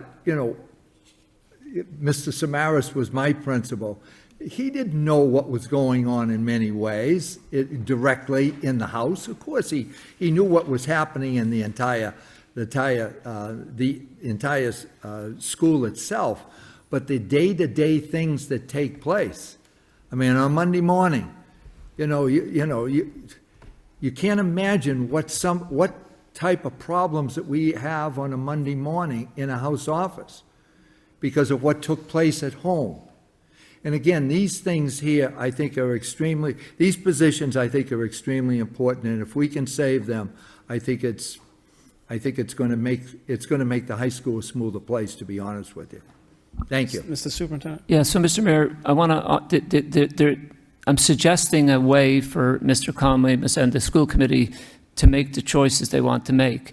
And the proposal is if we go through the budget book and vote on the pages as we have, the last page will be the suspense page. There is, I can get you a total if you like, but there's $500,000 or $600,000 in that amount right now. When we get to that page, Mr. Mayor, the school committee can choose to restore positions with up to the amount that's in the suspense account. We have to stay within budget, but you can choose to do that. But, and let me just clarify this. As far as those particular two items, it says to cut 2 out of 5. It's not like it would be, there'd be more to be cut at the end of the budget. No. Okay. So in other words, it's only going to be going on the positive side, not the Correct. negative side. Correct. Okay, I want to make that clear. Correct. All right. And that's fine. I'm hearing from Dr. Pinto that right now we have approximately $500,000 in suspense. If we vote the rest of our pages and get to the end of the process, the school committee can make a choice about which positions to restore up to that amount. Yeah. I'm sure Dr. Pinto will find some more money, too. Last week, we had $946,622 put in the suspense account. So it's on our sheet. Now we've changed that this week. Now we're down to 500? What happened? We can give you an Some positions accounting. got put back, right? Mr. Mayor, suggest we go through page by page and we give you a full accounting of the suspense account when we get there. That's what I'm trying to do, is trying to get them to either go forward with this motion to accept it the way it is, or withdraw their motions, and we can hold it off till next week, and we can let him do the hard work in between. Let's hold it off. It's up to the motion makers, Mr. Bahu and Mr. Rossi. Mr. Bahu, you made the original motion, it's up to you. Realistically, if we can save money and put it in the suspense account. Right. And then ultimately, we can go ahead and, You wouldn't even have to put in a suspense account, you're just withdrawing your motion and just not doing this line item right now, so you're sure. just going by. Sure, and I understand that. Yeah. And I understand we can choose not to do this line item, but I think just putting it in the suspense account and knowing that we're at $500,000 and we can restore the positions that we choose most important, we could do it that way as well. So there's one of two ways to do it. I'm going to keep the motion on. I don't know if Mr. Rossi wants to go ahead and keep the motion on. You were the second, I guess. Yeah. Yes? Yes. So let's roll call. Ms. McFadden, What exactly are we voting on?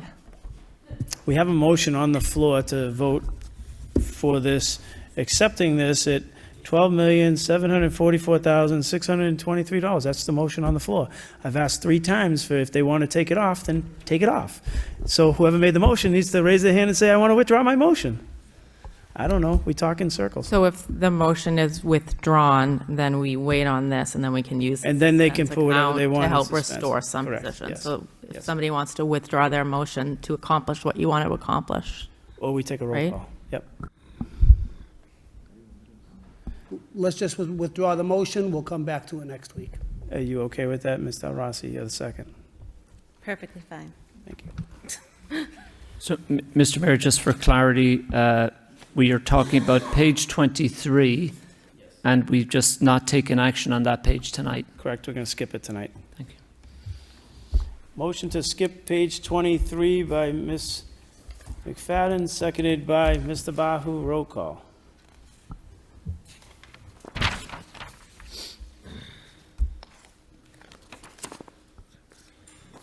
Skip. If we withdrew it, I mean. Ms. Martin, Ms. McFadden, Yes. Mr. Bahu, Yes. Mr. Conway. Yes. Mr. Rossi, Yes. Mayor Getchia, Yes. Mr. Lay. Yes. 6 yeas approved. Suspense account, page 32. Motion to accept the recommendations of the superintendent to approve the bottom line figure of $946,622. Motion by Mr. Lay, seconded by Mr. Conway. Mr. Superintendent, I Thank know you, the Mr. numbers Mayor. have changed. Yeah, the numbers have changed, so when you're ready for that, we will issue you a new number to vote on if that's the will of the body. Okay, so do we want to skip this? Is that the will of the body? I would think, Mr. would Mayor, think it that is. that's a sensible choice. Mr. Lay, if you just withdraw the motion, and Mr. Conway would second that. All right. Motion to skip page 32, by Mr. Lay, seconded by Ms. McFadden. Roll call. Ms. Martin? Ms. McFadden? Yes. Mr. Bahu? Yes. Mr. Conway? Yes. Mr. Rossi? Yes. Mayor Getchia? Yes. Mr. Lay? Yes. 6 yeas. So just for clarity, Mr. Superintendent, can you or Dr. Pinto just go over what we are going to discuss at next week's meeting? Or are we going to set a meeting in between now and then to try to finish this, or? We don't have Which- a meeting. So there is no meeting scheduled for next week, Mr. No. Mayor. I think it's imperative that we schedule a meeting so we know Yeah. when we're going to try and finish. That's the direction I was looking for. Is everyone going to be here next week during school vacation? Are the members of the board? Yes, yes, yes. So is it okay with all of you to schedule a meeting next week? Is of all the staff, that's going to be the hard part? Because this is your vacation, not mine. Let's, But yeah, so enough of us will be here. I will be here, Mr. Mayor, and Ms. DuPont will be here. Dr. Pinto will be away, and some other members will be away. But I think we can accomplish the remainder with myself and Ms. DuPont. Mr. Bahu? sure. The only question I have is, we have done budget meetings on Saturdays in previous years. Would we consider coming back on this particular upcoming Saturday, or would that be, not something that's workable? I wish I could, but I got already, unable. I'm booked with. You're unable. It's baseball season, Fred. Lowell That's Youth it. We got Baseball and 2 o'clock Softball League. baseball, and we got the CMAA, and we got the university all at once. Yes, okay, great, thank you. Just Sorry. wanted to put it out there, and I'm sorry. let's hit that ball and run I'm those sorry. bases. Happy New Year, by the way, too. Okay, so next Wednesday, that's what we're looking at? Before we adjourn, I just want to say thank you to all of you who are in the audience today. It's your compassion and your caring for our school system that makes it everything it is. When you stay here till 9:25 to listen to a budget, you're definitely dedicated employees. We can't adjourn, we have to recess, right?